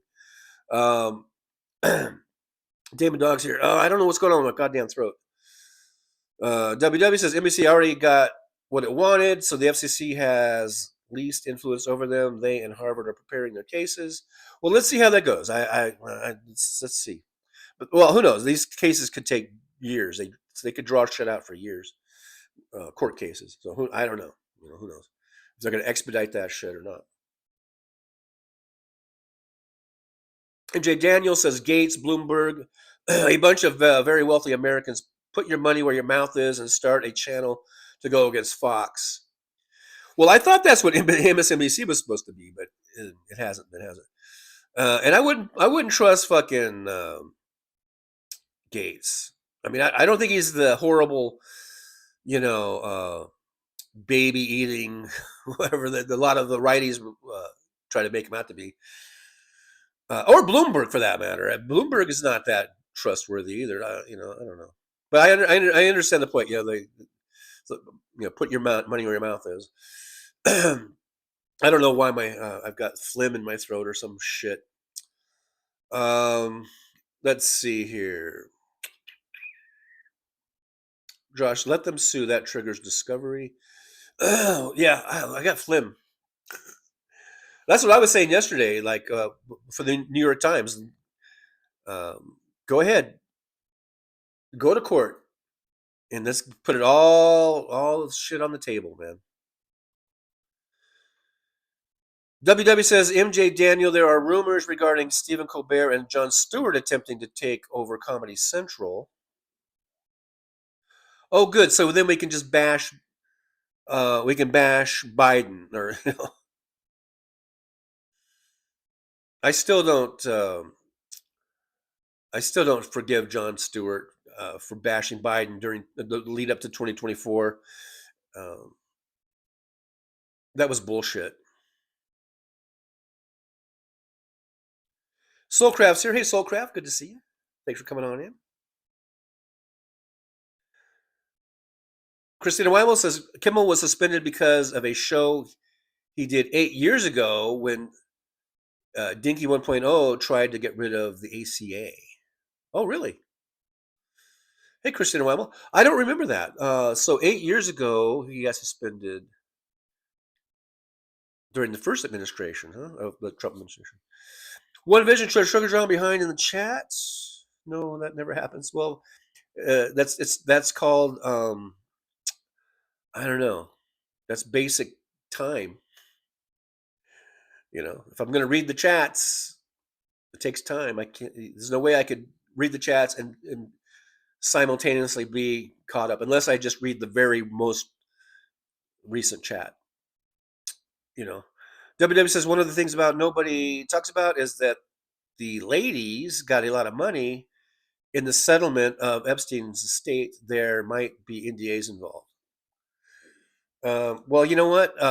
Epstein's dead, so fuck Epstein, and fuck his estate. At this point, I think a lot of those ladies are at the like, fuck it, I don't give a fuck about the NDA. You can have all the money back. I don't give a fuck. I think they're at the I don't give a fuck stage. Christina Weibel says, I just watched a presser done by Senate Dems. They are introducing a bill to protect the First Amendment. Wow. See, I don't want to hear anything about the Dems never do anything. Now, I know this probably won't go anywhere because they don't have the numbers, unless there's some Republicans that will actually grow a spine and come over and join with the Democrats. But good that they're doing this. So I don't want to hear about the Democrats don't do anything. I think they're doing what they can do. You know what? If you want them to do more, vote for them.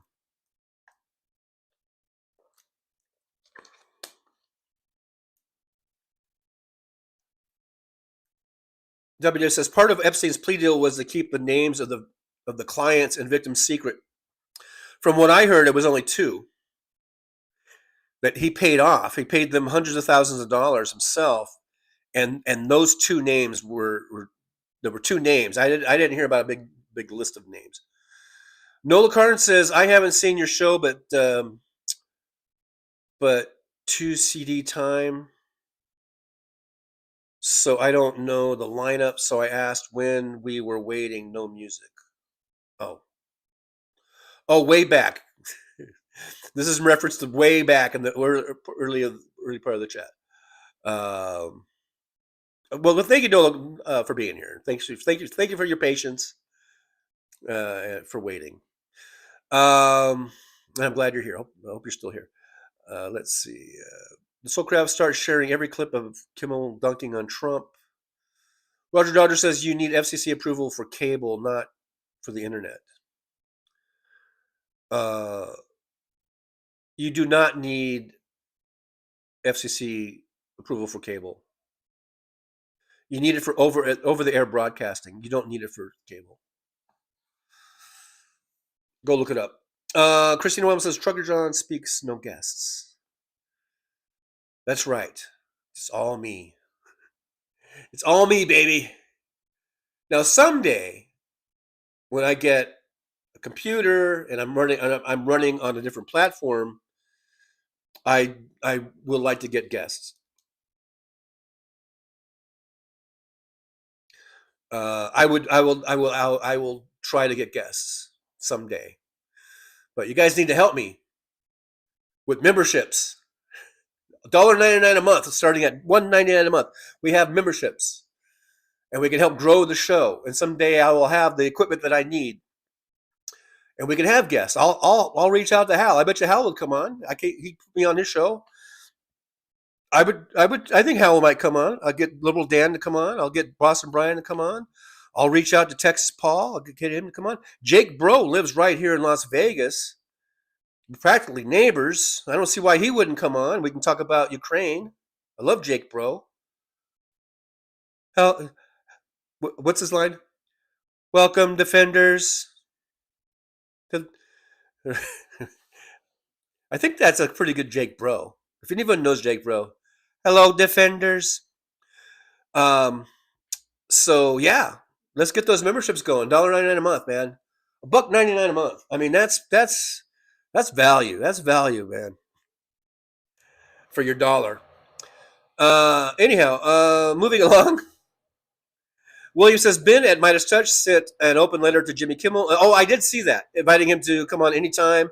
And I think not just to come on, but I think to be like a part of the network, the way I took it. David Dog, we are not safe.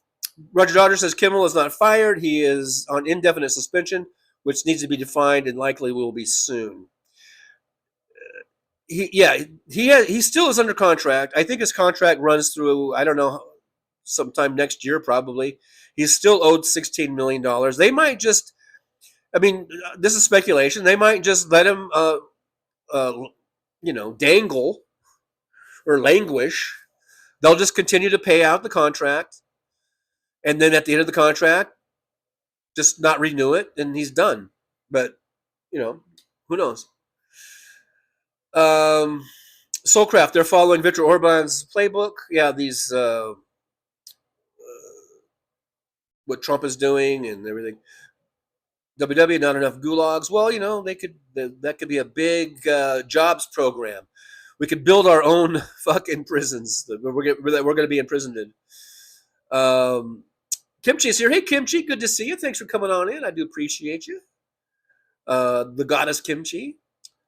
And Kimchi says, hi and hugs, beautiful progressive hugs, Sugar John and beautiful Mistress Erin and gorgeous Jolie. I don't even know if they're here today. I haven't seen them. I know they're both busy with their lives and doing stuff. WW says it's sort of a terror tactic, despotic tyranny used to implement control. Absolutely. It's all about control. It's all about control.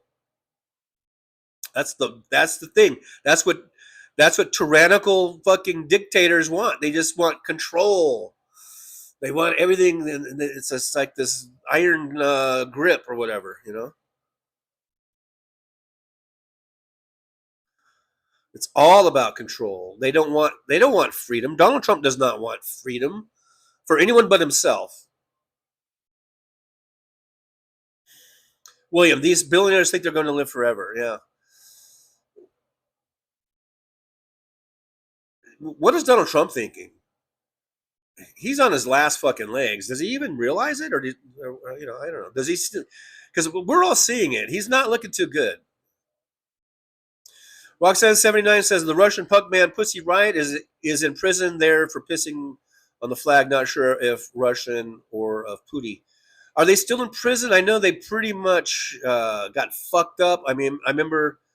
I think they got beat up by some Russian police, and they've not been heard from. Yeah, they probably are locked away somewhere. WW, all Nazis may be psycho, but all psychos are not Nazis. I never said that. I never once said that. Chris Doug says it's called sociopathic narcissist personality disorder, otherwise known as. No, I thought I could make an acronym out of it. Snapped. Otherwise known as snapped. All tyrants and most CEOs have it. Saddam Hussein was a morbid narcissist. He killed everyone that defied him. Absolutely. And when he took power, they had a meeting of like cabinet members and officials, and they marched him out back of the building and they fucking shot him. Look that up if you don't believe me. Look that shit up. case you think I'm a liar. Christina Weibel says, yep, and you can't get EV parts now either. I was talking earlier about how, Musk kind of didn't do himself any favors by backing Trump. He supposedly loves his EV company, car company, and I don't know what the fuck. Like I said, I think his love of Nazism just took over his love of EVs or whatever. Apparently. Lynn says the tyrant has clawed back lots of money from Biden's Build Back Better. It's really sad. He's taking it all away. Christina Weibel says this regime is Big Brother. That book 1984 talks about. Yeah, and I'm only laughing because it just reminds me of the other day when we had George Orwell in here, and I was getting into it with that person. Anyhow, but WW says, if you notice, Musk is currently making the deal of his life with Tesla. Musk is currently making the deal of. I don't know. I pretty much have shunned anything Tesla. I used to watch everything about Tesla.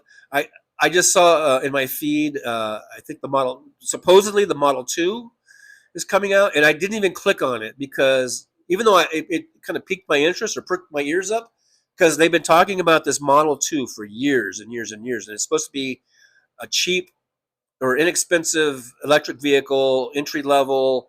They used to say it was going to start at like 20,000. I don't even know. I didn't click on it because I've kind of like I'm like fuck Trump. I mean fuck Trump, but fuck Musk and fuck Tesla. So I didn't click on it. I don't know the details, but supposedly there's a Model 2 that's out or coming out. And I know for years that this was supposed to be the cheapest one and affordable. And it was supposed to be a game changer where it would be so affordable for everyone that this would put EVs, like, and especially Tesla, like so much of the market share that it's not even crazy or whatever. That I'm not even kidding.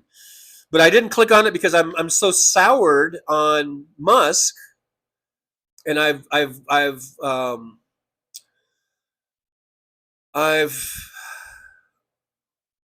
just, like I said, I used to be kind of a Musk fanboy, and I've loved Tesla cars for years, for 20 years. I created a Facebook channel called Electric Cars to Save the World, and for almost the whole time, my little icon profile picture was a fucking Model S. I think I recently changed it to some other, like a Chevy Bolt or something. But it's just a shame. It's just a goddamn shame that Elon Musk had to ruin Tesla for me and for a lot of people. I think. WW says Tesla has put forward a pay package for CEO Elon Musk that could make him the world's first trillionaire, but only if he meets a series of high performance standards over the next 10 years. Okay. One Vision says if a billionaire loses 90% of their wealth, they still don't give a fuck. They still have $100 million. Well, they do give a fuck. They don't want to lose one dime. To them, if they could have $100 trillion or whatever, and if they lose one dime to taxes, they act like you took away all their money. That's how sick they are. They're sick. Now I'm skipping down, so I am skipping a lot of the chats because I know I'm really behind. And I'm going to be a lot of mid-thread stuff, and I apologize for that, and maybe not knowing exactly what we're talking about. But WW says Kirk's videos and speeches are still out there. Yep. Josh says they them until you know. Yeah, so that's where I am. I was talking about that. See, that's how far behind. I'm just now catching up in the chat when I was talking about the shooters roommate. I'm just going to say a roommate because I don't know. Do we know? I don't know if we know. I guess, well, he did say my love. He called him my love. His romantic interest. Christina Webb says, no evidence. No evidence. It's all fake from the right. Paul Burrows, I'm back. I had to do work stuff. Thanks for coming back, Paul. I do appreciate you. I know this has been 20 minutes ago, but WW make-believe roommate. I don't know if it's make-believe. I think he had the roommate, and they might be romantically involved, and this person is transitioning. I just don't know what pronouns are going by because I haven't heard anything like that. So that's why I was saying I think we should just say they, them. Lynn says, according to Paul, Texas Paul, the roommate is just that, a roommate and not a trans. Well, I did hear Texas Paul say that a few days ago. I don't know if he's changed his stance on that. If, you know, that I did hear him say that like 3 days ago. And this story keeps changing every day. So I don't know where we're at on that or where he's on that. Roxanne79 says, apparently now Fucker Carlson is turning on Dinky and calling them Nazis. Hope that's true, but why do I feel like he's the next sacrificial cocksucker? Gee, Roxanne, the mouth on you. Kiss your mother with that mouth?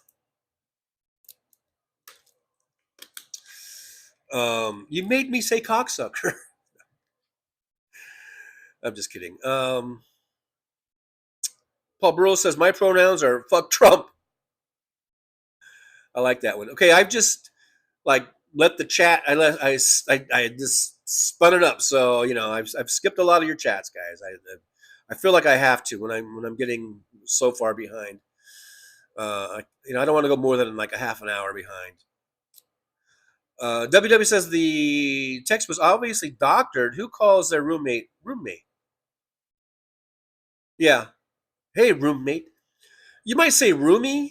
You might say, hey, roomie. But actually, if you're texting, you don't. I mean, you already know who you're texting to, or whatever. Right? So you wouldn't. I don't know. Yeah, you probably would just go right into whatever it is you were talking about. Elisavat Martinez, hello, hola, Trucker John. It's a pleasure to meet you. Well, it's a pleasure to meet you too. I thought maybe you were Olga Martinez, but maybe not. So, but welcome to the chat room, Driver's Lounge, and I hope you're still here, and I hope you hang out with us. I hope you like, subscribe, and share the show. I really, really do. I really, really do. I do. I really, really do. Catherine Real Hill Talk says threats are skyrocketing. Everyone should publish all threats. Expose the threaters. MJ Daniel says true Vikings laugh at their weakness. No spam for them. WW says like when they wrote MS-13 under the sign for being pot friendly. Oh, I don't even know about that. I am going to be mid-thread, and I'm probably not going to understand what some of the things are, what we're talking about. Christina Weiler says all major networks boycott to never return to again. Kimchi says hi to MJ. Catherine Real Health Talk says, speaking of Vikings, anybody remember the movie 13th Warrior? I do vaguely. 13th Warrior. Was that the guy from I don't know. I remember. I do remember the name. I can't remember the movie. WW says my dermatologist only wants me to shower once a week. I usually cheat and at least once a week. What do you mean? Why can't you shower more than that? I don't know. Maybe you should get some better soap or something. Chris Doug saw it in the theaters. The 13th Warrior. I remember the poster or whatever. I probably saw the trailers to it, but I just can't remember who was in it and all that stuff. It's like a sword movie, right? It's one of them sword movies. Kind of like a Conan movie or something. Josh says 131 for reference. So does that mean it's 11:31 for me? Wait, 11, 12, 10:31? Am I that far behind? Nolan Carnes says no more Publishers Clearinghouse payments. Yeah, I heard that. Heard about that. Yeah, should have taken the upfront lump sum payment, right? WW says they were asking Kimmel to apologize and contribute to Kirk's movement. And I'm pretty hopeful that Kimmel told him to shove it up where the sun don't shine. AM says the Buffalo Bills are playing the Dolphins tonight. Ooh, Bills Dolphins. Really, that's tonight? Catherine Real Health Talk says, James, I did medieval reenactment for years. About 30 of us got dressed up and went to that movie. Loved it. Oh. Christina Wales says, so I'm on Facebook. I'm skipping down. I'm on Facebook right now while watching you, John. Well, thank you, Christina Weibel. I used to do a simulcast, I guess you would call it, or multicast. Well, when I did the show, I would go to Facebook and to Twitch, but now I don't. You know what? I think I need to move this over. We're getting a little bit of glow from the TV or something on there. But I'm glad you're watching me from wherever you can watch me. John Glad says the trick of feeling young is forgetting the past. Maybe, yeah. Gino Maynard is here. Hey, Gino, good to see you. Gino says Colbert, Kimmel, and Myers should start their own network podcast. WW says, I think Fallon is weird and I don't find him funny. That's because you have no sense of humor, WW. You have to have a sense of humor. Elisavat Martinez, this is my first time watching. What time do you come on and what days? Oh, well, I am basically on Monday through Saturday. Monday, Wednesday, Friday, and Saturday I come on at 11 a.m. Pacific time. And Tuesdays and Thursdays I come on at 9 a.m. Pacific time. So thank you for being here. I appreciate you. I hope you come back. Jack. I know your name's not Jack. At least I don't think so. Skip it on down. Damon Dog says, hey, Elizabeth Martinez. Oh, is that Elizabeth Martinez? Welcome to the lounge. Kimchi says Colbert has several enemies. He has never backed down. I won't back down. Take that, Laura Trump, or whoever it was saying that song, or that was trying to sing that song. Roxanne79 says, sorry, Roxanne called me what I miss. Daisy's still here. Okay, I'm in thread on a Daisy thread. I'm gonna skip it. Chris Doug says, let's wait and see what the networks come up with to fill those time slots. When Colbert and Kimmel are gone, I predict multiple flops with low ratings. And I think people aren't really watching. I bet you that they get more views off the clips than they do the actual show. What do you want to bet? They get more views from the clips.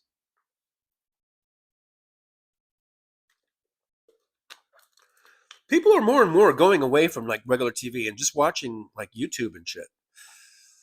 Anyhow, because people can just watch that at any time. You could watch it at any time. You're not locked into a schedule, you know.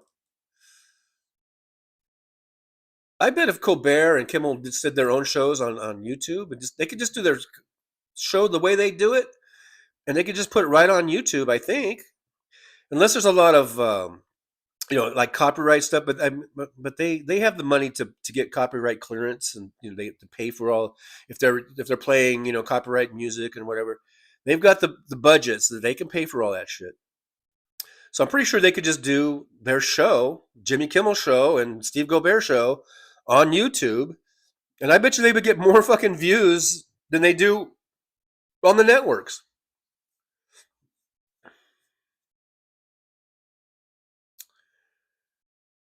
I don't know if they'd make as much money though, because those networks pay a lot of fucking money.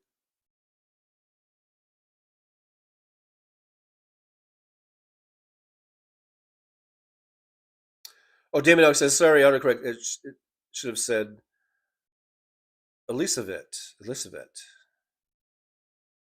I'm sorry if I'm having a problem pronouncing your name. Elisabeth. I apologize. WW says the Groypers, sometimes called the Groyper Army, are a group of alt-right white nationalist and Christian nationalist activists. Most were fans of Charlie and Nick Fuentes. Actually, and I don't think I ever heard the term Groyper until this shooting, until just a few days ago. But from what I've heard, these are the Nick Fuentes, not Charlie.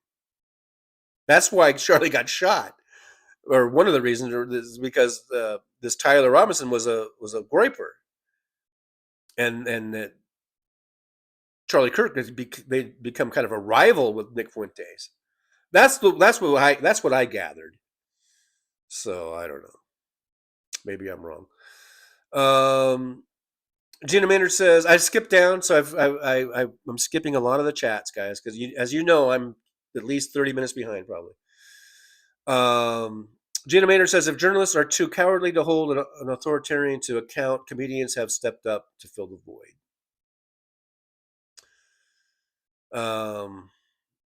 Yeah, that's true. WW says, do you think that they will replace Colbert and Kimmel with right-wingers? I don't know. Whatever they replace them with, like I say, the trend for as far as ratings, it's been going down and down and down and down, no matter what. No matter how popular we think Jimmy Kimmel is or Stephen Colbert, I think the ratings have been pretty low. Now, granted, this is like late night television, so they're not going to have.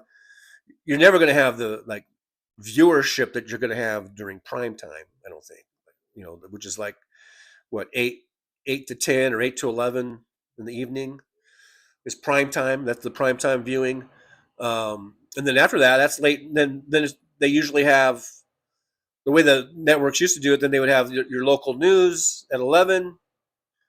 At least here on the West Coast, Western region, Western time zone. I think like in the Central there it was like 10, but out here it'd be 11, and then you have your Tonight Show and all those shows would come on at like 11:30. But the ratings for that time slot used to be pretty good, but I think they've been going down and down and down as people are just not watching regular over-the-air TV at that time. People are up, they're either on social media, they're on YouTube, or they're just gaming or whatever, fucking whatever. But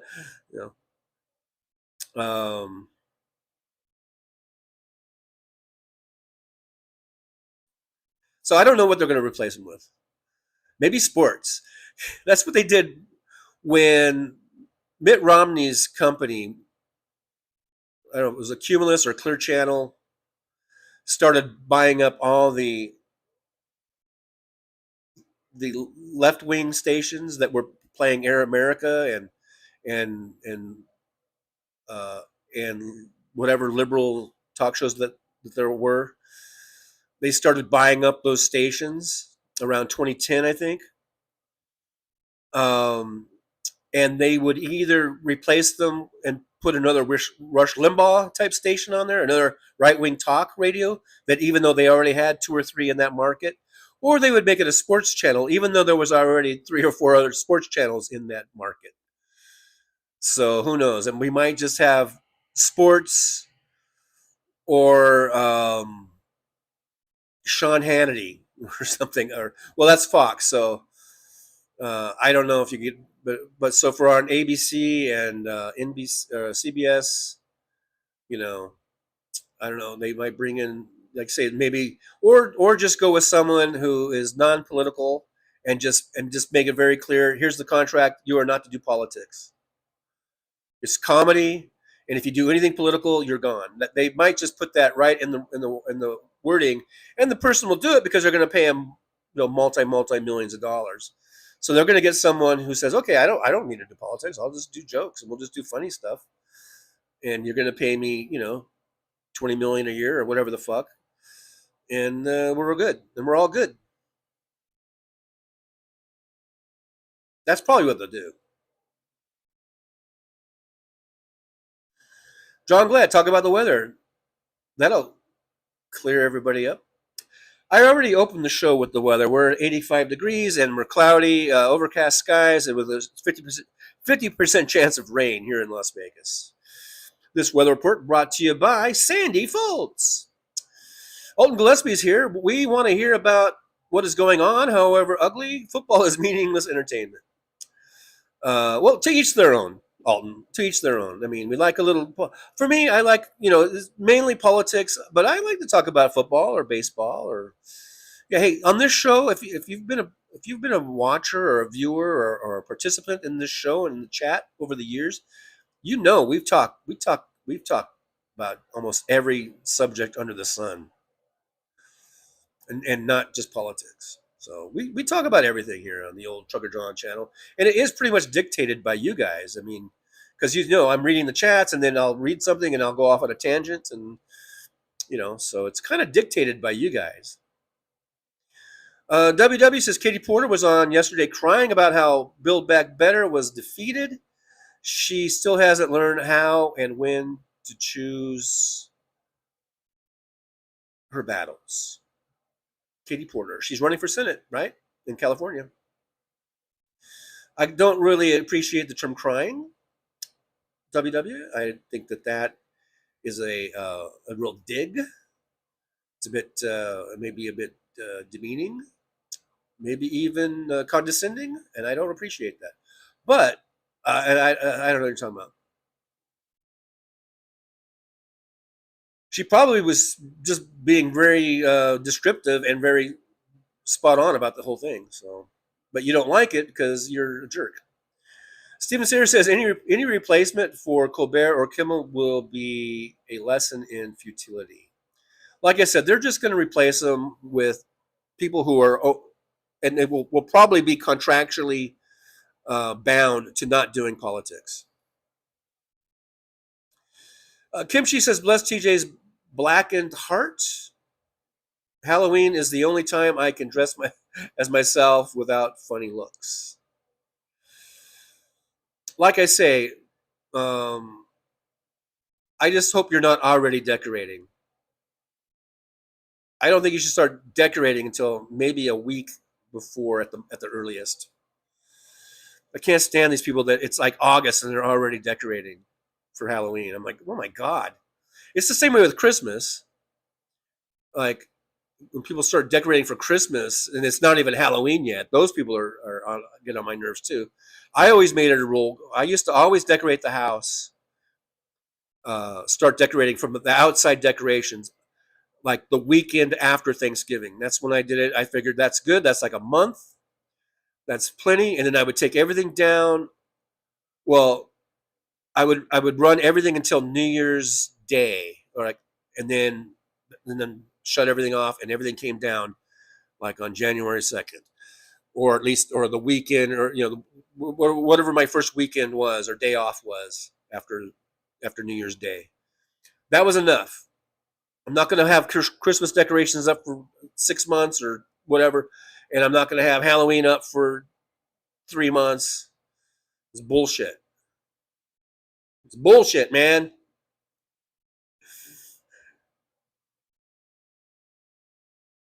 All right, skipping down. I know I'm 45 minutes behind or whatever. I need Nick Rich. Where the hell is Nick Rich? God damn it. Anyhow, WW says, good ideas to get married on a minor holiday. That way the guy can remember the date. My son got married on 9/11. And I remember people, we were saying, 9/11? Why'd you put 9/11? That's like a sad, gloomy day or whatever. And he's like, well, you guys will never forget our anniversary. And he's right. He's right.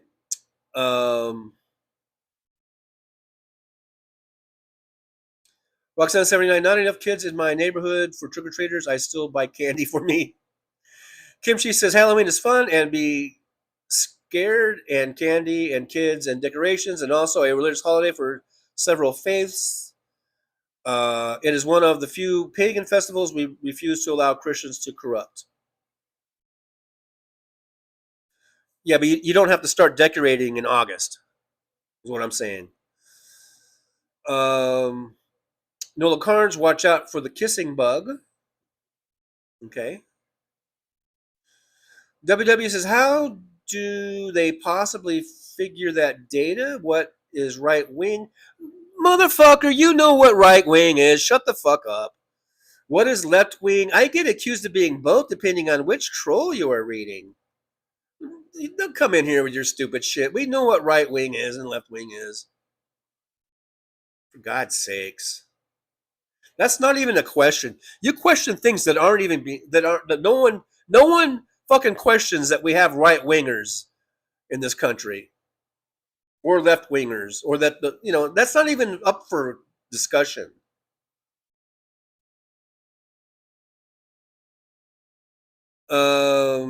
Just for that, I'm not reading any more of your fucking chats out loud for the rest of the show.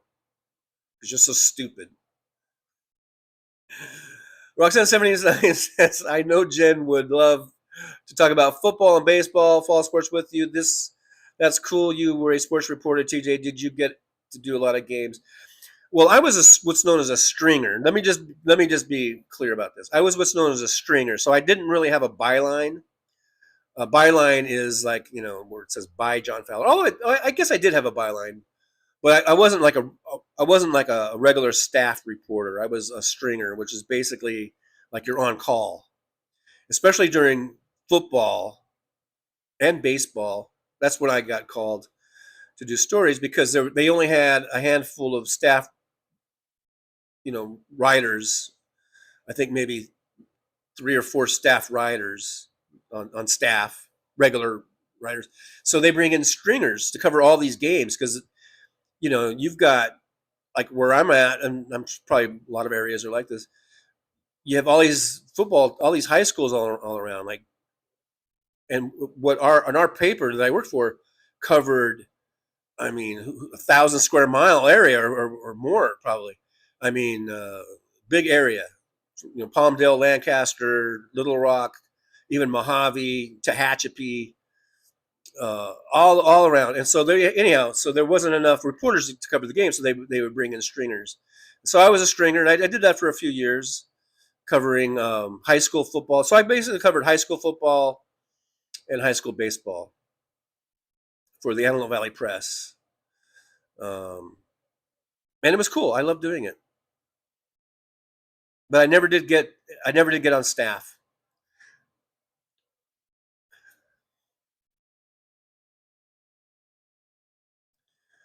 So I didn't cover like Major League Baseball. It was all high school sports. Kim, she says, James, that is why I got married on my birthday. He still forgot both.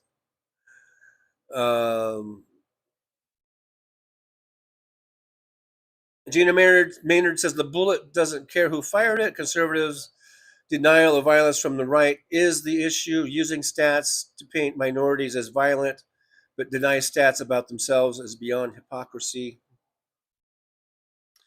Chris Doug says Halloween has its origins in the Celtic festival. Why are the Boston Celtics not called the Boston Celtics? I'm confused. In the Celtic festival of, unless it's Celtic festival, but anyhow, of Sam Hain, symbolizing the harvest. I've never heard of Sam Hain before. I'm just looking at my TV. I can hear my TV, and I have it on the volume on 1. Let's see here. Roxanne 79 says, I wish Colbert would get back into politics now that he has the opportunity. Like running for something? Did he run for president one time? Wasn't that kind of a gag or something?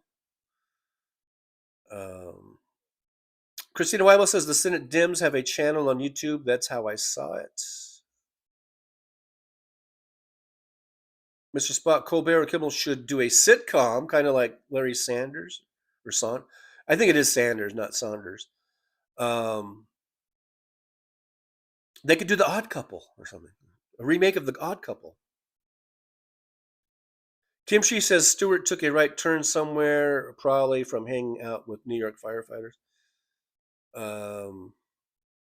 I'm skipping some chats, guys. I'm skipping. Gino Maynard says there are enough Epstein victims who do want to come forward, whose desires are equal to the victims who wish to remain silent. Mr. Spock, chicken plucking time. Oh boy, have fun.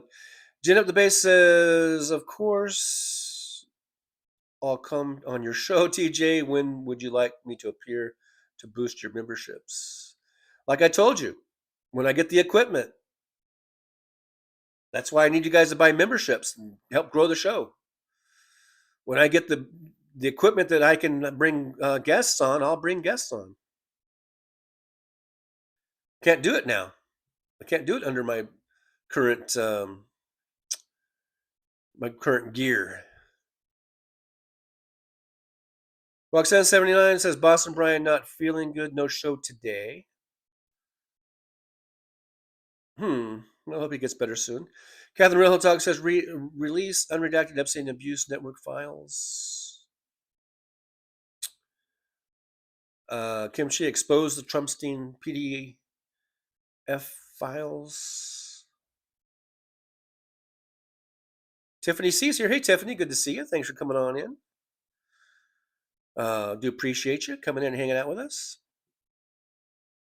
Catherine Real Talk says shit's going around, colds and stuff.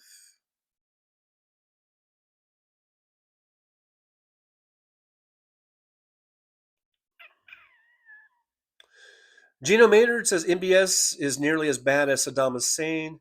Both killed their own family members to achieve and maintain power. And MBS, he really only had to kill, I think, one or two, and that got all the rest of them in line. Okay, I'll read this one from WW because it's not a stupid one. WW says Ford is going to have a new low-price truck soon. Good. Lynn says Musk got himself lots of government contracts before he fell out of the tyrant's favor. Such a piece of mierda. He is. I've never heard of that word, mierda, before. Jen of the Base, Druggeron, did you just say that all Nazis who smoked pot illegally would also always get high with their kids and their kids' friends? I'm pretty sure you said that. Please, Jen of the Base, what are you doing?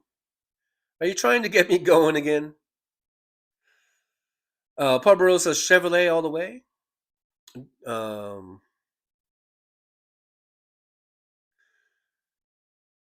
Roxanne says, now was that necessary?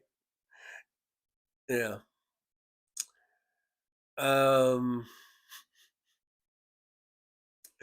James Adamino says, James, please leave the issue alone. That ruined yesterday's show. Paul Burrow says, I don't give a fuck. I think I've kind of learned my lesson, guys, because I know it ruined the show. I think we had 2 days where I ruined the show with my going off and ranting and yelling and screaming and acting like a crazy man. And I know that makes for an uncomfortable driver's lounge. When you got someone in the driver's lounge turning over tables, knocking over the creamer, that's uncomfortable. So I hopefully I learned my lesson to not let shit like that get to me. Paul Burrow says, I don't give a fuck. Jump in the truck. We're off to the rodeo. That sounds like fun. I wouldn't mind going to a rodeo. Been a while since I've been to a rodeo, but it wouldn't be my first.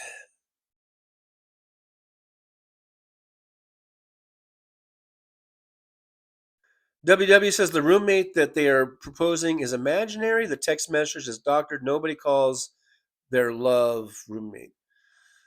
It's all very fishy, and I don't know why I'm reading your text, but I guess I am. I mean your post, but I'm not gonna go so far as to say that it's definitely doctored or fake, but it's very sus, as the kids are saying these days. Very sus. Roxanne79 said Pussy Riot just got detained. And I think they got beat up. And I think they got the fuck scared out of them because we haven't heard anything. And I don't blame them. I mean, look what they did to fucking, what's his face? You know, the guy who was running against Putin and then he ended up dying in prison. Jennifer Debate says, James, I know, I understand. That's why I was trying to be over the top. Absurdity. It was a total absurdity. That's probably why I laughed instead of blowing up. So yeah, a good tact there, Jen. Susie Jones says, anyone considered the roommate might be someone much. There's something on. I think it's much older. I don't know. Well, I thought they had a picture. Somehow a picture showed up. And Texas Paul did mention the name. It was kind of a weird name, like something Twist, Oliver Twist. No, I don't know. And there was a picture. I saw a photo of the supposed roommate. So I don't know. Who knows? At this point, the point is, I guess the main point here is we can't trust the FBI being led by this fucking joke. Kash Patel. Did you see the picture someone posted of him and his? I guess this was before he was director, but he had like a stupid hat, and the way he spelled his name is $H, and he's got this sort of weird camo weird shit on, and he just looked like a dork. How are we going to trust anything that comes out of the FBI when it's led by an asshole like that?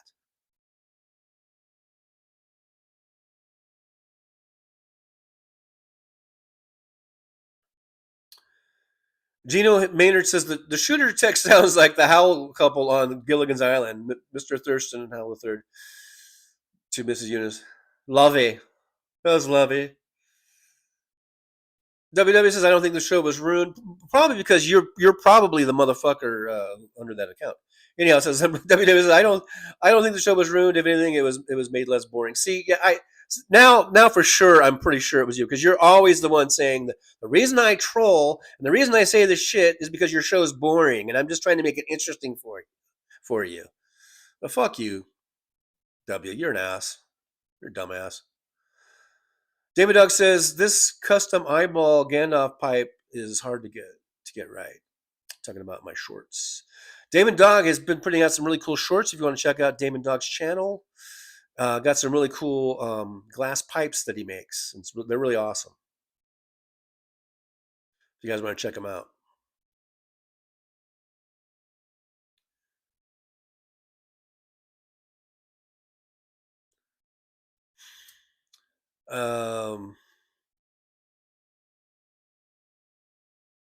Mr. Buck, one chicken plug, two to go. Well, I don't envy you on that job. I don't think I would want the job of being the chicken plucker. Skipping down. I'm skipping on down. We are over 2 hours already.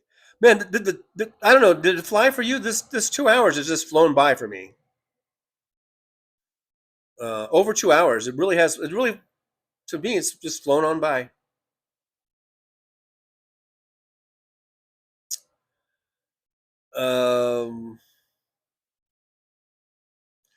Damon Dog says, please watch and like. I'm needy like that. Yeah, go to Damon Dog. I don't have the link, but I think you can just find him up there in the search bar for Damon Dog, the big dog. It's not that hard to do. It's not that hard to find. You guys can do some of the work. Go to the search bar, the search thingy, and just put Damon Dog's name in there, and you should be able to find it. It's not that hard, guys. Christina Weill says, I'm doing as well as can be expected. Jen won't be silenced, though. Skipping on down, guys. I am skipping Malou, my darling. DPD 5844 coming on in says, no, TJ, that's not true. Colbert has the #1 slot. I didn't say he wasn't #1. His ratings are through the roof. They also count viewership if you DVR the program. Okay, I mean, you can be #1 and still have lousy ratings, but I don't know. Okay, I'll take your word for it. The ratings are through the roof. I'll take your word for it. Maybe, is this since he got, put on notice the show will be ending in next March? Did that drive up viewership? I don't know. Whatever it is, I mean, they do pay these guys a lot of money, these networks. I don't think they would be doing that if they didn't have, if they didn't think there was some sort of return on their investment. So okay, I'll take your word for it, man.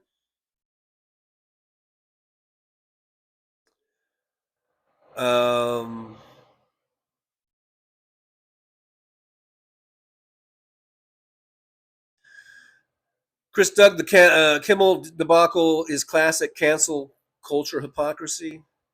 Yeah, and the righties were always the ones bitching and complaining about cancel culture, and they seem to be the biggest, the biggest users of it. MJ Daniel says Late Show and Kimmel would do well on Netflix or HBO. Everything is going on streaming because there is more money right now. We don't have the budget for it. And I think that's a good idea. I mean, like, I watch Netflix. That's one of the ones that I do. I even watched that fight the other night, the Crawford, and Canelo fight.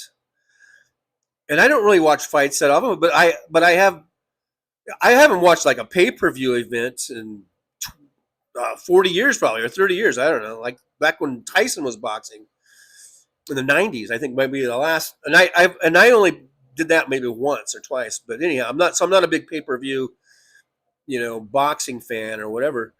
Whatever boxing I've usually watched, it was just on free ABC or whatever TV or ESPN. But anyhow, it was on Netflix, and so I was watching the fight on Netflix. It was really cool. It was convenient. It was easy since I already had the Netflix app. So they had football. I think they had the was it the Chiefs game, the one that was in Brazil or whatever. That was on Netflix. So they can do live events on Netflix, and they can do live shows, and they can do these late night shows on Netflix. So yeah, that's a good idea, I guess. I don't know. But then again, is Netflix going to be receptive or whatever?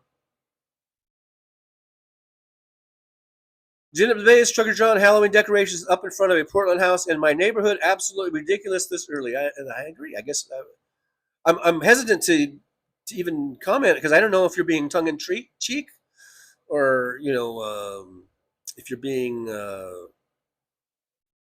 sarcastic or sincere. I don't know.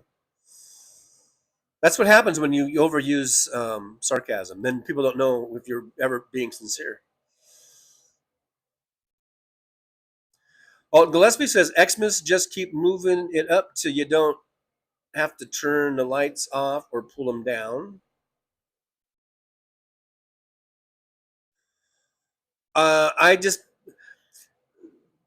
haven't decorated in a long time because I've been on the road for so much, and now that I'm in an apartment, I don't even bother doing it. But when I had a house and lived with I had my kids and my family and everything, and every year it was, probably for about 20 years of me, having my house and being out there and living that kind of lifestyle of a homeowner. It was always the weekend after Thanksgiving, all the way till like January 2nd. That was my thing for Christmas, and I think it's a good way to go. Lynn says, Michelle, my daughter was to be born on Halloween. I was sad when she came later in early November. Mr. Bob Newell's here. Hey, Bob Newell, good to see you. I can't hear you. Mr. Bob Newell says Jimmy Kimmel is not funny. Well, it's all subjective. It's a matter of one's own personal taste in humor. Tiffany C says, "What? Jimmy is hilarious." Skip it on down, somewhat so, because I just want to get caught up, and then we're going to end the show because I'm almost at 2.5 hours, and I don't know where the state of charge is at in the battery. Yesterday, when I stopped, I was down to 6% on my battery, so can't go too long.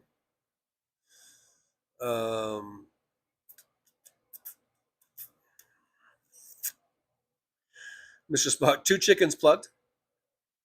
Roger Dodger says, "Hey James, who made you the showrunner here? Cut it out." I'm kind of mid-thread on. I did skip down, so I don't know what's going on as far as that comment is concerned. Lynn says, "Nothing smells worse, in my opinion, as cleaning and plucking chickens." I usually buy my chickens already plucked. John from Las Vegas says, "Navalny, thank you, John. I know it was 20 minutes ago we were talking about Pussy Riot and prisons and getting your shit kicked out of you and Navalny. Yes, thank you, John from Las Vegas. See there, John? See there? That's what I need you guys to help me with my little mental blocks here.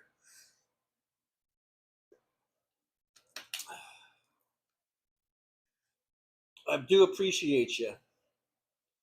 I don't know what show's on right now, but Alex Lawson is talking. He's the guy that always talks about healthcare shit. Usually on Nicole. Is this Nicole's show? Let's see. Oh, it's on Hartman. Okay. Anyhow,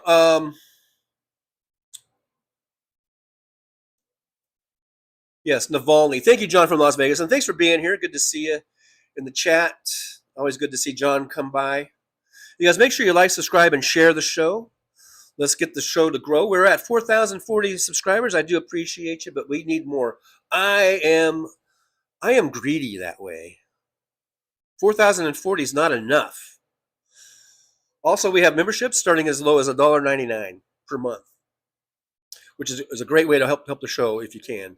We also had a chat goal, but no one did it today, so I guess you guys don't want me to have guests. If you guys want me to have guests on the show, then we need to grow. We need to grow.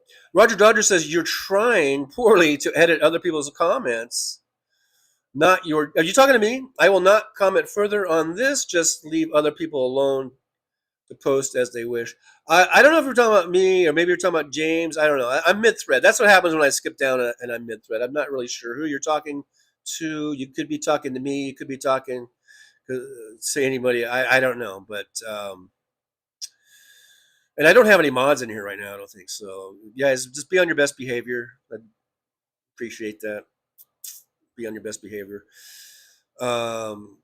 Chris says, "What happened to the mods?" I don't know. I know they're really busy. They have real lives going on, real life stuff, family stuff, and work stuff, and so yeah. And I don't pay them. They don't. This is all volunteer. So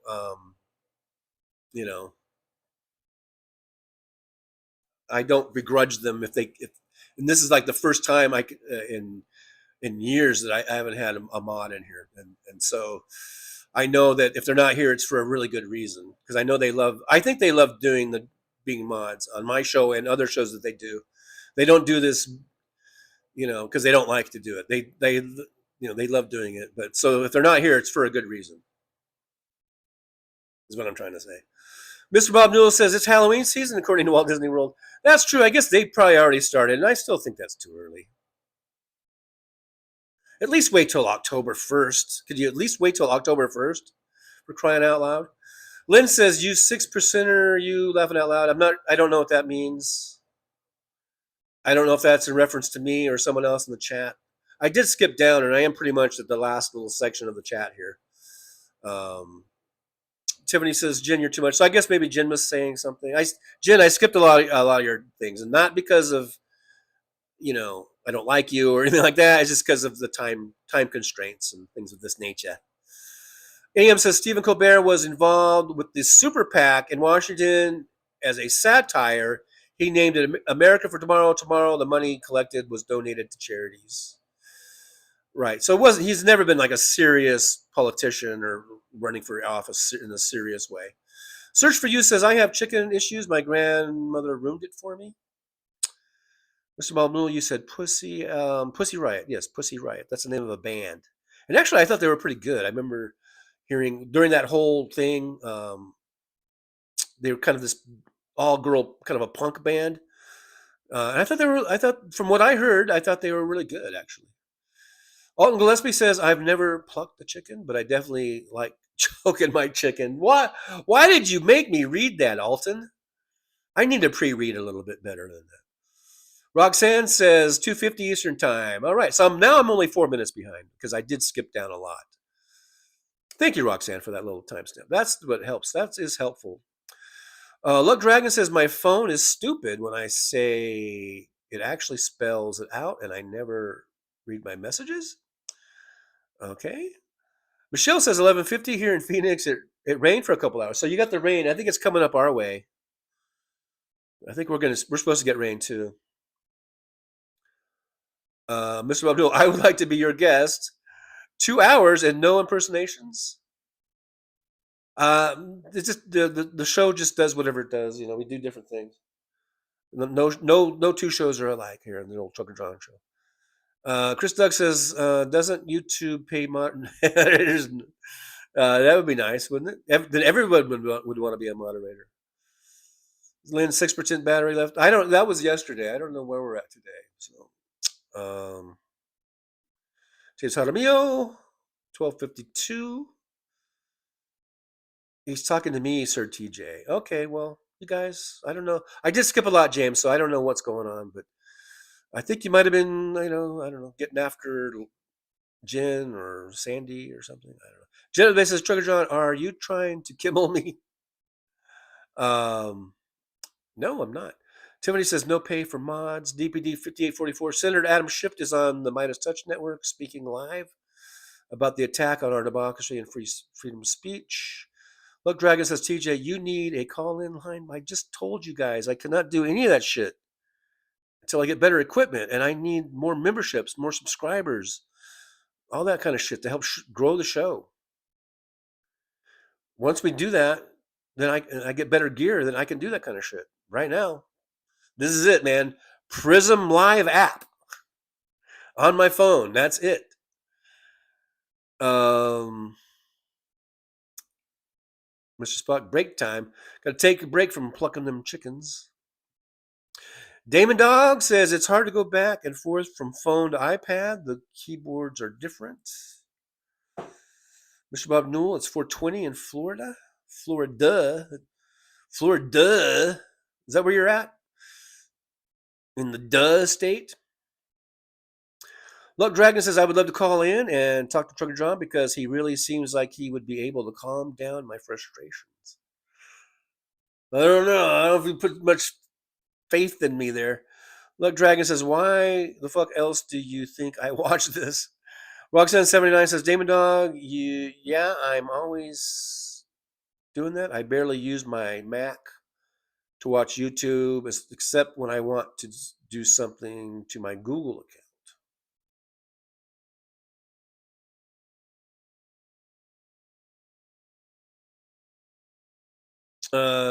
Chris Doug, what is this? Open Phone America TJ is not, thankfully, Larry King.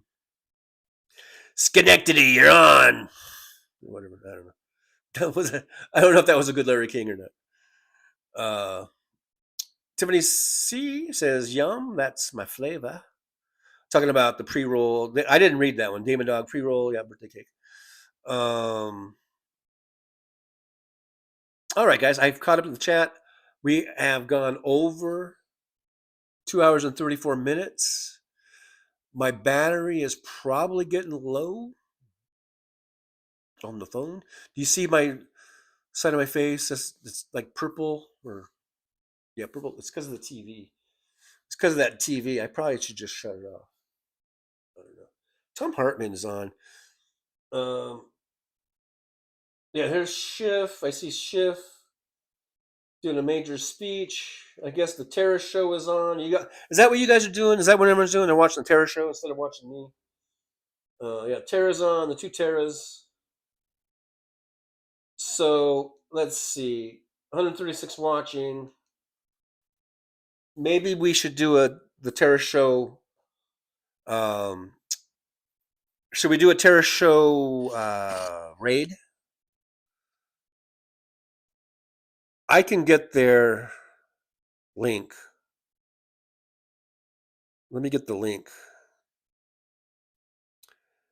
And we can do a raid. You guys want to raid Terror Show? How about we do that? How about we raid the Terror Show? And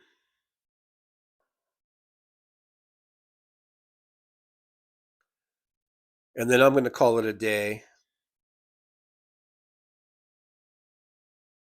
All right. So when you guys go over there, tell the Terras I said hi. There it is there, I think. Yeah, there's the link to the Terror Show. If you guys want to go over there, say this is a Trucker John convoy raid or something of that nature. In the meantime, I'll see you guys tomorrow at 11 a.m. right here on this very same channel. I want to thank you guys so much for being here. You guys are awesome. Make sure if you haven't subscribed, please subscribe. We're trying to get to 5,000. And also, if you want to become a member, they start at $1.99 a month. That's really cheap. And also, this guy wants to talk. Hi, everybody. I wasn't here yesterday, so I thought I'd pop in real quick to say hi. I just want to thank everyone for being here. Everyone, I know this is scary times. We're seeing an erosion of our constitutional rights every single day. But I'm here to tell you, don't give up hope. If I can go through my life with this purple beard, then you guys can go through whatever we're going to go through. We can do this together, all together. And because of Trucker John and people like Hal and the Terras, whatever, we can get through this. So let's just be strong, hang in there. Let's make sure we show up for the rallies, the marches, the peaceful protesting. Let's make sure we're registered to vote. Vote.org. Check it out. Check it all the time. Make sure you haven't been purged from the voting rolls. And let's make sure we vote at every election, every time. And vote for Democrats. Stop voting for Republicans. They have really shown that they don't love this country. They can't be trusted any longer. Please stop voting for Republicans. That's all I got to say. Don't give up hope. I'm here to help you. Paul, the purple beard guy, will help you. All right. Thanks for being here. Thank you, Paul. That was very uplifting. That was kind of uplifting. You know? That was uplifting. All right. You think I'm going to just not say anything? I'm not going to come in. I'm not going to, All right, you motherfuckers. You want the cookie? You got the cookie. You wanted the cookie? You got the cookie. Are you happy? Are you happy now? All right. I got to go. I think the battery's dead. But I wanted to come in real quick. And, I'm not the most hopeful guy in the world. Sometimes I can be a little, rough under the collar, tough around the edges, or whatever the fucking saying is. But hey, I'm here with you too. We're all in this thing together. We're all in this together. Every single one of us. Let's stick together. Let's be united, and we can get through this. Let's beat the fucking fascists. Let's beat these fucking Nazis back at the ballot box. At the ballot box. Make sure you vote. That's the main message. Make sure we vote. Hopefully we can survive long enough to vote. I know I just contradicted myself with the hope thing, but it just occurred to me. We still have a long way. We still have a year to go before we can vote. God help us all. I don't know what to say anymore. Oh, man, I just sort of ruined the whole hope thing. But whatever. As long as we're still breathing, we got hope. All right? How's that for uplifting? All right, well, if we're still here, if YouTube still exists, I think Trucker John will be on tomorrow, 11 a.m. We'll see you then. All right, Tough Cookie. I'm not sure if that was helpful, but thank you. Thank you so much for everything. And I want to thank every single one of you out there for being here. I do appreciate you. So now the only thing left to do is the words of wisdom. And if you guys saw the link, there's the link to the Terror Show. If you want to go over there and say hi from Trucker John Convoy, all that good stuff. Do that. See you guys tomorrow. Make sure you get your pad and pencil out for today's words of wisdom. Okay, are you ready? Here we go. Today's words of wisdom are as follows. Okay. Well, it's time to say goodbye. The show has come to an end. But don't be sad, no, don't you cry.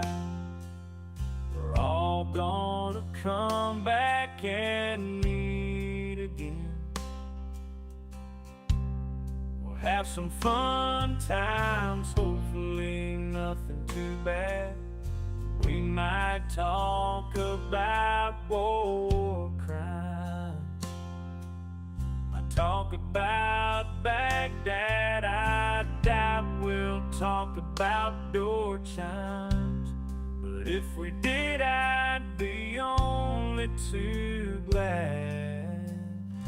So hasta la vista, baby. The show is over, but could I ask you maybe to take a shower? No, that's not what I meant, but I couldn't think of anything to rhyme with over. Now my whole rhyming scheme is all screwed up. Oh shit, I should have stuck to truck driving, who I tried to kid. At least when I was out there driving, I could handle a skid, but doing this live stream, baby, has been a real kid. So I hope to see y'all again right here on the Trucker John live stream. We're gonna do it again and again, right here in the Trucker John live stream. Yeah, the Trucker John live stream. We're gonna come back and do it all again.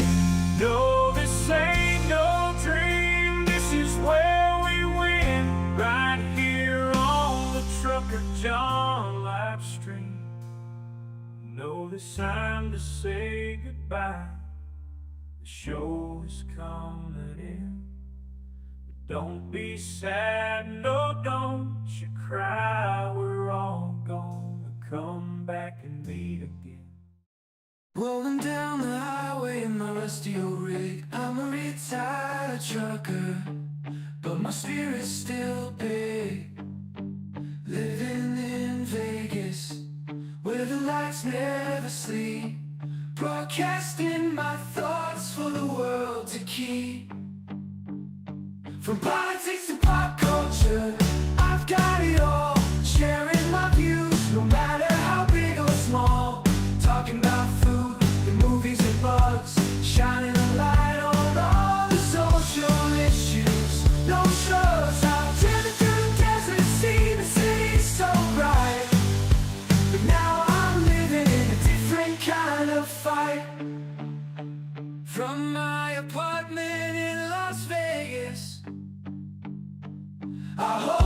key, exploring the world through my live stream for free.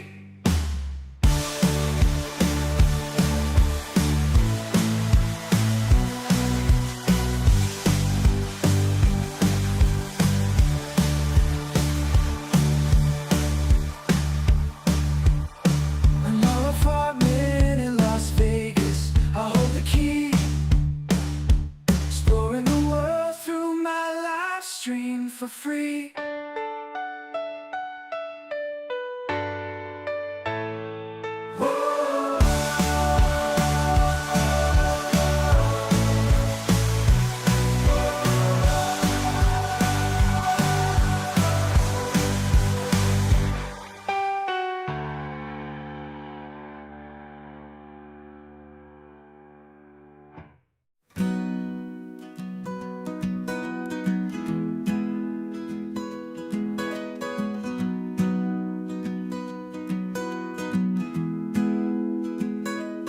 So you want to take a trip down Paradise Road, but it ain't that pretty, it ain't paved with gold. Everybody's got the dirty little secrets, everybody's got some things unknown. But if you ain't real careful, baby, it'll cut you down to the bone.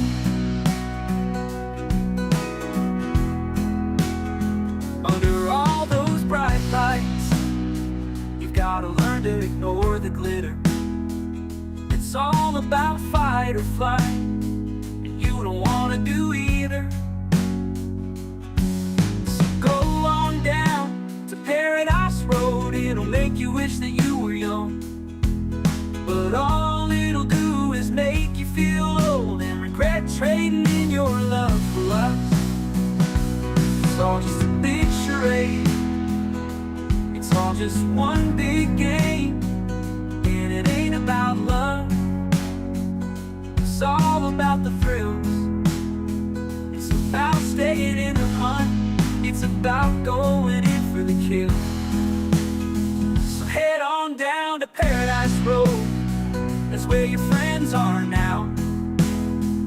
They're the people that nobody knows, so go ahead and make your big show. So live it up on Paradise Road, just don't let anyone know. It'll be your dirty little secret, it'll be your guilty little pleasure. Living a secret that the whole world sees, hiding in plain sight among the scum and the thieves. It's so damn hard to ever be pleased.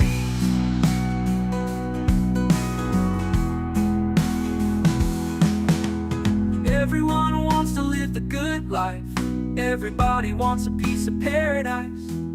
But where would you run? Where would you hide? What would you do to buy a little more time? Grandiose dreams of happily ever after are really just another day's end. And when the sun goes down, you just lay there wondering, can you really do it all again? You're praying for one last shot, you're hoping for one last big win.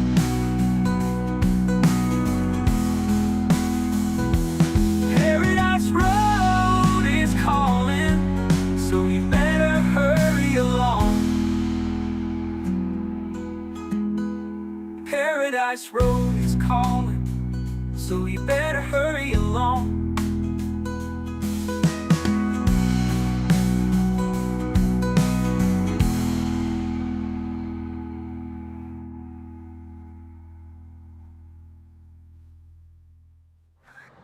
Show's over. I'm out of here, folks. Bye.